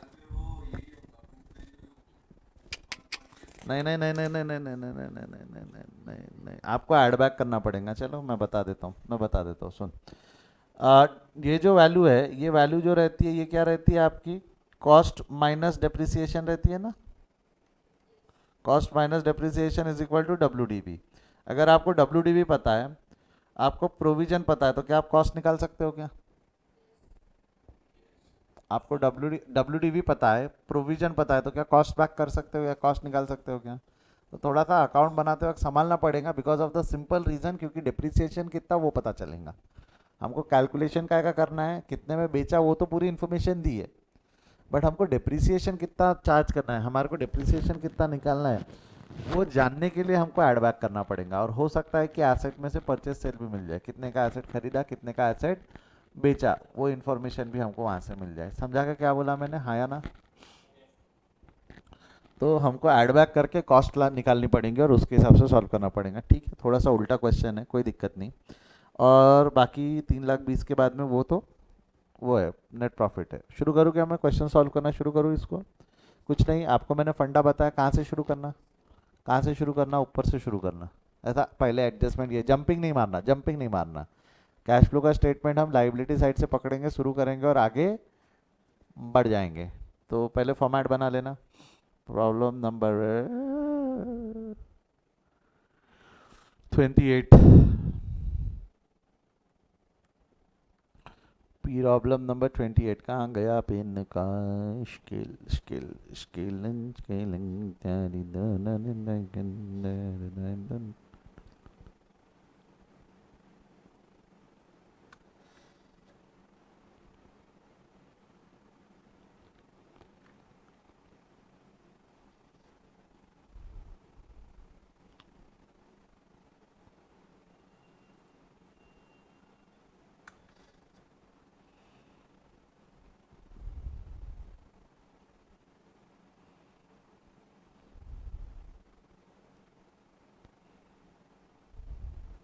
यहाँ ऊपर हेडिंग क्या दे दोगे आप? Cash flow during the year, cash flow statement during the year ending. क्या है year ending? Year ending 31 March 2011। 31 March 2011 या 1 अप्रैल 2011, जो भी बोलना है आप लिख सकते हो, ठीक है। जेन कैपिटल दिया हुआ नहीं, इसको पहले 3 हिस्सों में डिवाइड कर लो ना, ऑपरेटिंग, इन्वेस्टिंग, फाइनेंसिंग। लिख दूँ क्या? A cash flow from operating activity, ठीक है। 10-15 लाइन छोड़ देना, फिर लिख देना cash flow from investing activity.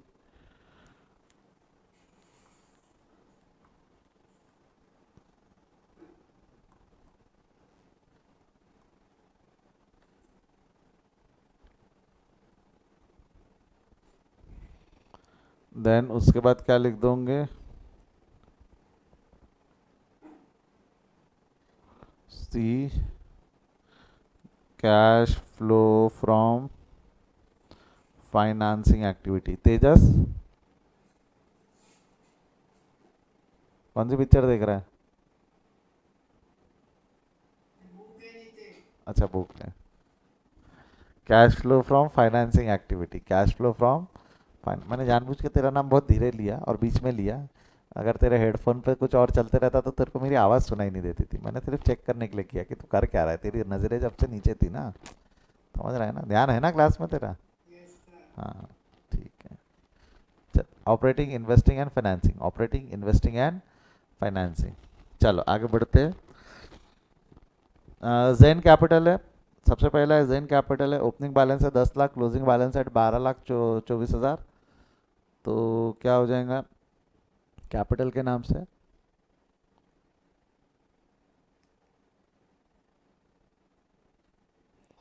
Opening balance कितना है बेटा, बोल। ओपनिंग, कलर बदलते पेन का।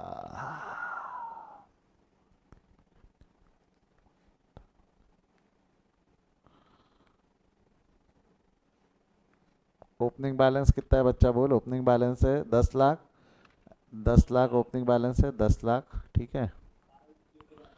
क्लोजिंग बैलेंस है 12,24,000। इसका अकाउंट ओपन होगा। ट्रेड पेएबल चला जाएगा, चेंजेस इन वर्किंग कैपिटल। यहाँ बना देता हूँ, नीचे बना देता हूँ अभी, चेंजेस इन वर्किंग कैपिटल। कहीं भी बनाओ कोई फर्क नहीं पड़ता, बट ठीक है। ओपनिंग क्लोजिंग चेंज यानी ओपनिंग क्लोजिंग डिफरेंस और change. Opening current assets, current assets में दो ही आइटम है, दो लाइन छोड़ के। करंट लाइबिलिटी कितना है, करंट लाइबिलिटी ट्रेड पेएबल कितना है बेटा, ट्रेड पेएबल 3,20,000 और 3,52,000। 3,20,000, 3,52,000, ठीक है। 3,20,000, 3 लाख, ये हो गया क्लोजिंग, ये हो गया ओपनिंग, ये हो गया डिफरेंस और change. Okay okay okay okay okay okay okay, अरे ओके। हम्म, मिट ही नहीं रहा वो। ठीक है, अगला क्या हो गया उसके बाद में? मैसेज जेन लोन अकाउंट। मैं अकाउंट नहीं बना रहा हूँ, मैं सीधा सीधा बोलूँ क्या, 2 लाख का लोन लिया है। ये फाइनेंसिंग एक्टिविटी है। Loan taken from Jane, loan. Oh repay, repay उल्टा, उल्टा यहाँ से ऐसा उल्टा। Loan repaid to Jane, 2 lakh रुपए का लोन रिपे कर दिया हमने। आउटफ्लो है, आउटफ्लो है तो राउंड ब्रैकेट, ठीक है। अगला क्या है? लोन फ्रॉम बैंक, 3,20,000 का 4 लाख हो गया, तो बढ़ गया, बढ़ गया, तो ये लोन टेकन है ना। हाँ, loan taken from bank 80,000, 80,000 add हो जाएंगे ना ये। ठीक है, हो गया ये। लैंड कितना हो गया, 6 लाख का 480, 6 लाख का 820, 880 सॉरी, खरीद लिया ना हमने 280 का। तो ये हो जाएगा purchases of land. Purchases of land कितना है, purchases of land 880, 8,80,000 minus 6 lakh कितना होता है, 880 minus 6, 2,80,000, 2,80,000, that's it. Plant and machinery कितना दिया हुआ है, प्लांट एंड मशीनरी का अकाउंट बनाना है। अब इसका अकाउंट भी कैसा बनाना, तो इसको अभी हाईलाइट करके छोड़ दो, मैं थोड़ा बाद में समझाता हूँ, चलेगा क्या? और छूटा है, इन्वेंट्री है 280 और 8, इन्वेंटरीज 2,80,000 और 2 लाख, ठीक है। इन्वेंट्रीज के बाद में क्या है अगला, ट्रेड रिसीवेबल 240 और 4, 2,40,000 और 4 लाख, क्या नाम से लिख दोगे, ट्रेड रिसीवेबल। डन है क्या यहाँ तक? कैश एंड कैश इक्विवेलेंट 80 और 56, इसको बाद में, ये भी लास्ट में एडजस्ट होना ना इसने, ठीक है। ये वाला छोड़ दो, अब यहाँ आ जाओ। अब मशीनरी कॉस्टिंग 80,000, अब मशीनरी अकाउंट बनाए क्या? अब ज़रा ध्यान से देखना मैं क्या हरकत कर रहा हूँ, इससे आपको बहुत मदद मिलेगी, करना कैसे क्या है वो समझने में। प्लांट एंड मशीनरी का ओपनिंग बैलेंस है 6,40,000। देख मैं यहाँ बना रहा हूँ, दो अकाउंट बना रहा हूँ। एक अकाउंट बन रहा है हमारा प्लांट एंड मशीनरी, हाँ, एक अकाउंट बनेगा प्लांट एंड मशीनरी, एक अकाउंट बनेगा अक्यूमुलेटेड डिप्रिसिएशन। अक्यूमुलेटेड डिप्रिसिएशन, ठीक है। अब प्लांट एंड मशीनरी ये जो बनने वाला है ये कॉस्ट पे बनेगा, दिस इज नॉट ऑन डब्ल्यूडीपी, ये काय पे बनने वाला है, cost.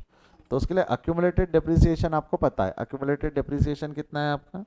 Accumulated depreciation was 2 lakh and 3,20,000। Opening है 2 लाख, लिख दूँ क्या यहाँ पे? ओपनिंग है 2 लाख, क्लोजिंग है 3,20,000, 20,000, ओपनिंग है 2 लाख, क्लोजिंग है 3,20,000, जमता क्या? पक्का श्योर? कोई डाउट है? आगे बढ़ू यहाँ से, आगे बढ़ू यहाँ से।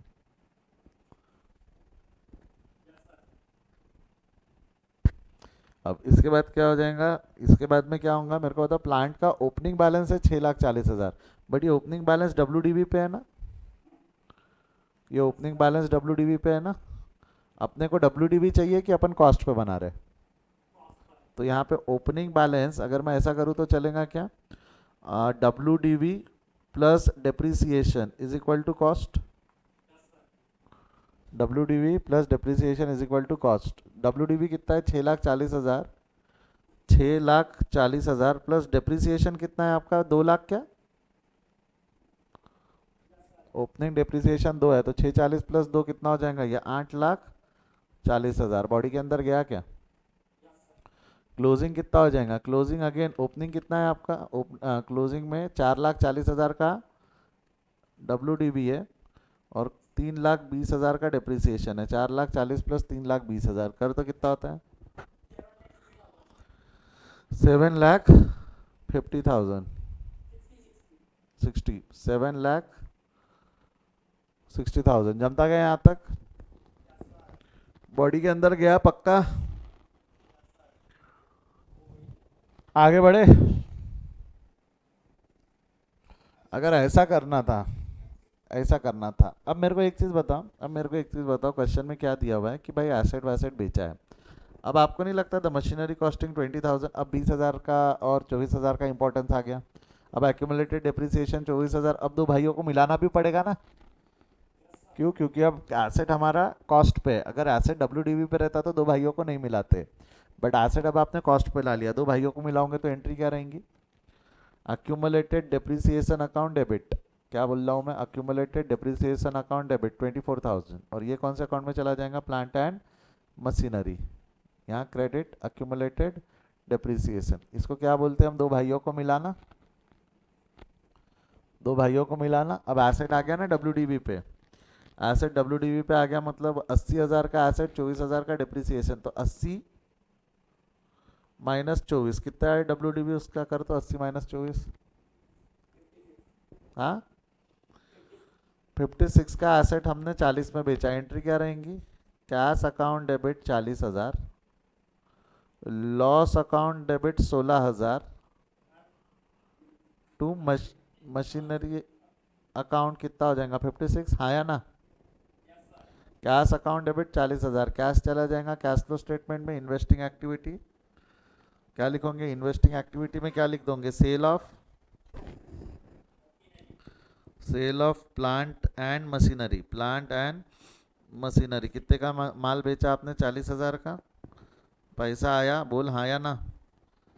Cell of machinery 40,000। उसके अलावा क्या हो गया? लॉस हो गया, 16,000 का लॉस हो गया। वो यहाँ ऐड हो जाता ना, ऐड क्या नाम से? Non cash, non operating expenses, loss on sale of plant and machinery. Loss on sale of plant and machinery हो गया 16,000, एंड मशीनरी अकाउंट क्रेडिट 56,000। तो ये कितना हो जाएगा? 40,000 और 16,000 ब्रेकअप के साथ, 40,000 कैश में और 16,000 लॉस में। बॉडी में गया क्या ये? पक्का? ये हो गया हमारा एसेट का सेल, प्रोविजन वगैरह हो गया। एसेट समझा ना? एसेट समझा क्या? अब क्या उसको बैलेंस कर लोगे तो वहाँ से शायद परचेज पता चलेगा आपको, या सेल भी पता चलता। परचेज या शायद बैलेंस भी हो गया होगा, बैलेंस हो गया होगा शायद, वो है ना। और याले एसेट से यहाँ से आपको क्या मिल जाएगा कि आपका डिप्रिसिएशन कितना है। जब बाद में बैलेंस करेंगे आखिरी में तब इज्जत देते हैं उसको। एक एडजस्टमेंट और बाकी है। The net profit for the year ended is 3,60,000। This will become your starting point. ये क्या है? स्टार्टिंग पॉइंट बन जाएगा। क्या हो जाएगा? Net profit for the year. यहाँ लिख रहा हूँ मैं net profit for the year. अब ये आफ्टर टैक्स है कायदे से, क्योंकि क्वेश्चन में टैक्स दिया हुआ नहीं है, तो वो आफ्टर टैक्स बिफोर टैक्स जो बोलना है बोल लो उसको। मैंने वहाँ ना बिफोर लिखा ना आफ्टर लिखा, मैंने net profit for the year लिख दिया। फालतू टैक्स रहा तब बिफोर एंड आफ्टर पे झगड़ सकते हो ना, आप टैक्स दिया ही नहीं है तो क्या झगड़ोगे बिफोर एंड आफ्टर पे। बट मेरे को एक चीज़ बताओ, आपको नहीं लगता प्रॉफिट पीएनडल में डेबिट होता है? पीएनडल में डेबिट होता है तो अरे बाबा, लगा ही मेरे को ना, लगा ही मेरे को। प्रॉफिट जो रहता है यहाँ ग्रॉस प्रॉफिट आता है, यहाँ तेरी इनकम आती है, यहाँ तेरी एक्सपेंस आता है, तो नेट प्रॉफिट यहाँ आता है ना। तो जो नेट प्रॉफिट रहता है वो पीएनडल में क्रेडिट होता है कि डेबिट होता है? पीएनडल में नेट प्रॉफिट डेबिट होता है या क्रेडिट होता है? नेट प्रॉफिट पीएनडल में डेबिट होता है, it is a credit balance. Net profit पीएनडल से निकलता है क्रेडिट बैलेंस, बट वो वहाँ डेबिट होता है, तो कैपिटल अकाउंट में क्या होता है? कैपिटल अकाउंट में क्रेडिट होता है। कैपिटल अकाउंट में यहाँ क्रेडिट हो जाएगा नेट प्रॉफिट। कितना है नेट प्रॉफिट? 3,60,000। 3,60,000 गया क्या बॉडी में? पक्का श्योर, कोई डाउट? कैपिटल में नेट प्रॉफिट क्रेडिट होता है, सिंपल याद रखना। कैपिटल आप ऐड करते थे, आप जब फाइनल अकाउंट बनाते थे आप ऐड भरते थे, बराबर है ना। क्रेडिट में क्रेडिट ऐड ही होगा ना, क्रेडिट में क्रेडिट क्या होगा? ऐड। खत्म। अब सारे अकाउंट बैलेंस करो, एकदम सिंपल तरीके से लिया। अब अकाउंट बनाओगे तो चीज़ें आसान है। आपके दोस्त लोग प्लस माइनस कर रहे हैं, मैं अभी भी बोल रहा हूँ। ये लोग चिढ़ते हैं ऐसे एडजस्टमेंट से, जब नेट प्रॉफिट एडजस्टमेंट में दिया रहा ना तो चिढ़ जाते एकदम, ऐसा क्यों है। हम तो डिफरेंस ले लेते हैं क्योंकि उनका एड बैक समझता, अकाउंट नहीं जमता। अब अगर आप इसको बैलेंस करोगे, मैं कलर बदल रहा हूँ पेन का, बैलेंस कितना आ रहा है इसका? 1,00,000। अब क्या 36 का, हाँ ठीक है, 1,36,000। ये जो बैलेंसिंग फिगर है ये आपको नहीं लगता विड्रॉन होगा ड्राइंग्स? वहाँ डेबिट कैश फ्लो स्टेटमेंट में फाइनेंसिंग एक्टिविटी है ना, less less withdrawn drawings bye owner बोल सकते हो या विड्रॉन बाय ओनर बोल सकते हो। 1,36,000 बॉडी में गया क्या?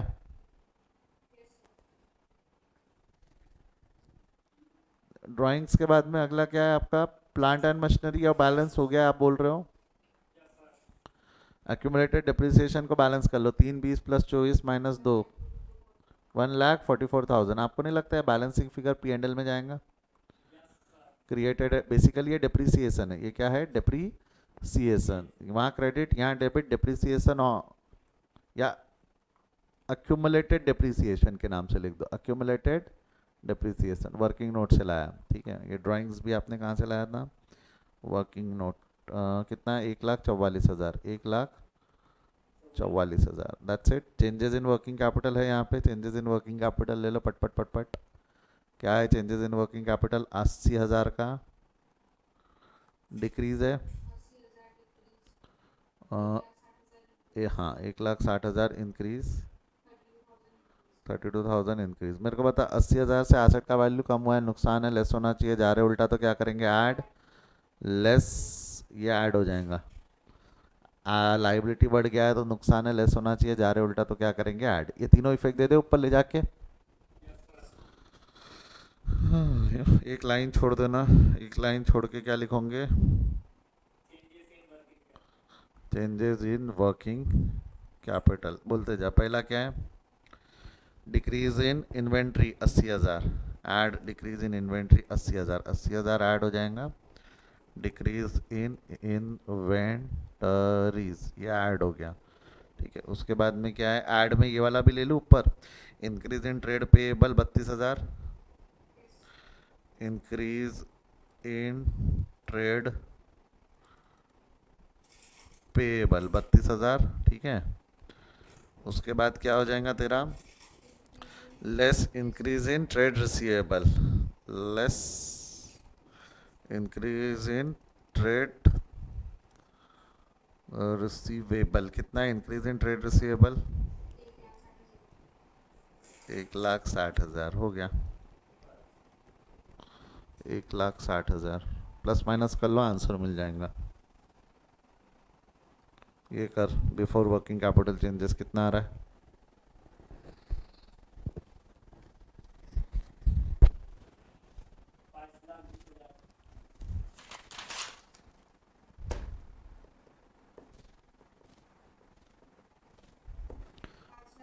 ₹5,20,000। ये कर बाकी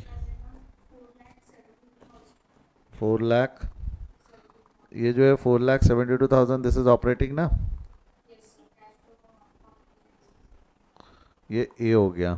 इन्वेस्टिंग 2,40,000 नेगेटिव। ए, अरे 280 माइनस में 40,000 पॉजिटिव जुड़ेगा तो 240 आएगा ना रे, नहीं क्या?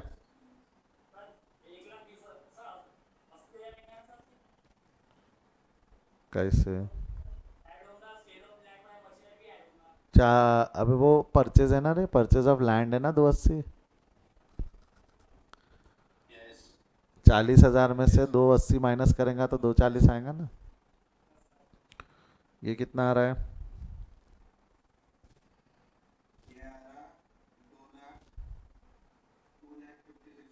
2,56,000 नेगेटिव आउटफ्लो।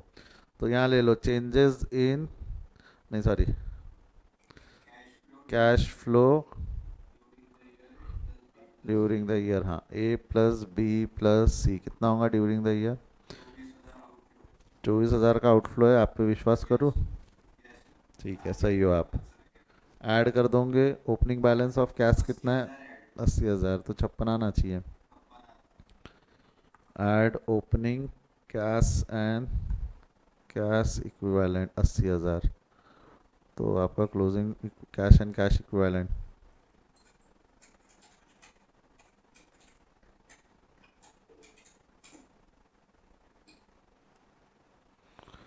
अला, देख लो ऑपरेटिंग एक्टिविटी और दो लेजर अकाउंट आपके सामने। ऑपरेटिंग एक्टिविटी और दो लेजर अकाउंट आप सबके सामने है, देख लो फटाफट।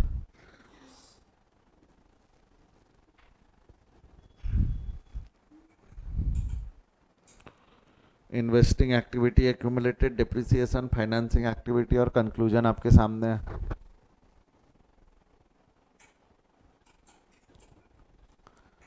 यान चेंजेस इन वर्किंग कैपिटल आपके सामने, changes in working capital. Difficult था कि मैनेजेबल था क्वेश्चन? है ना, अननेसेसरी घबरा जाते बच्चे लोग। इसको देख के क्या होता है, कैपिटल हो हमने तो पढ़ा ही नहीं, सोल प्रोप्राइटर वगैरह, तो कर तो सही, तो सॉल्व करना तो चालू कर। सिर्फ प्रॉफिट निकालने का तरीका अलग है, कैपिटल का बैलेंस से प्रॉफिट और ड्राइंग्स वॉइंग्स अलग पता चलता है, बाकी जमता है।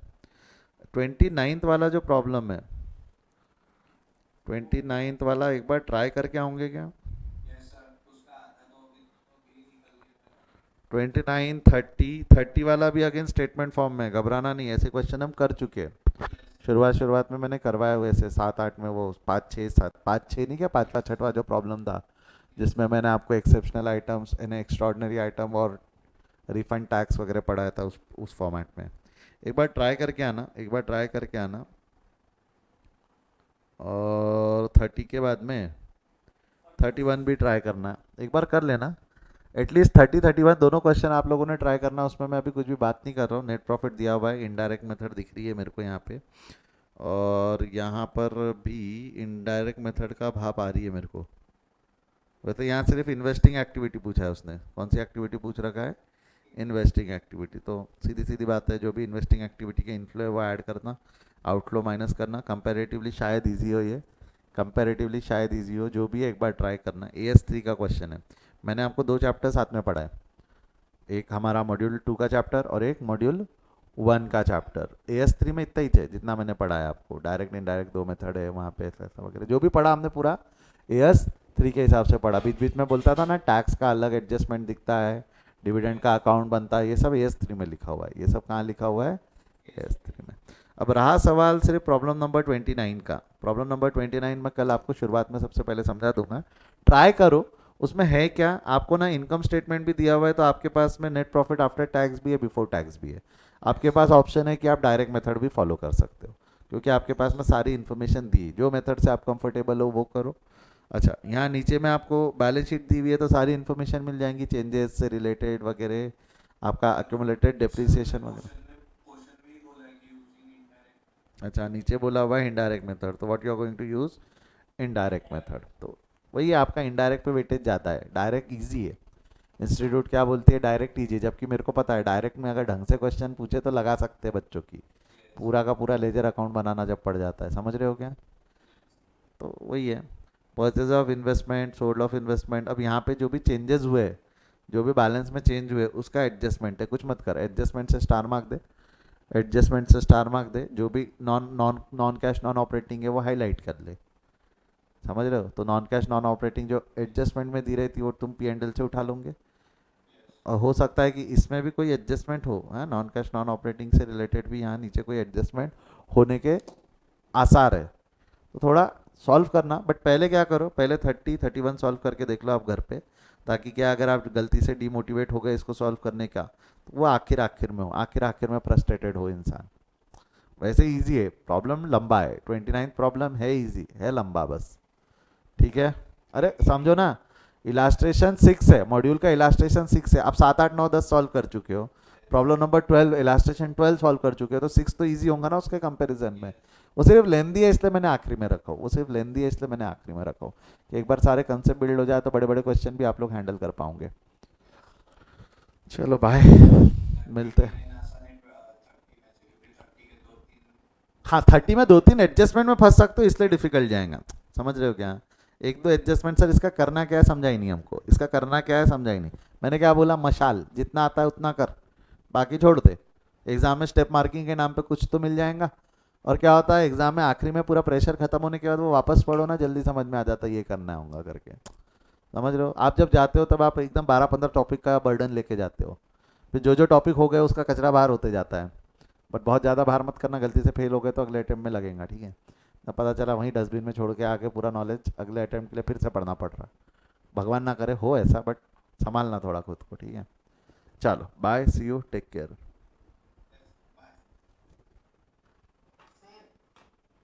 हाँ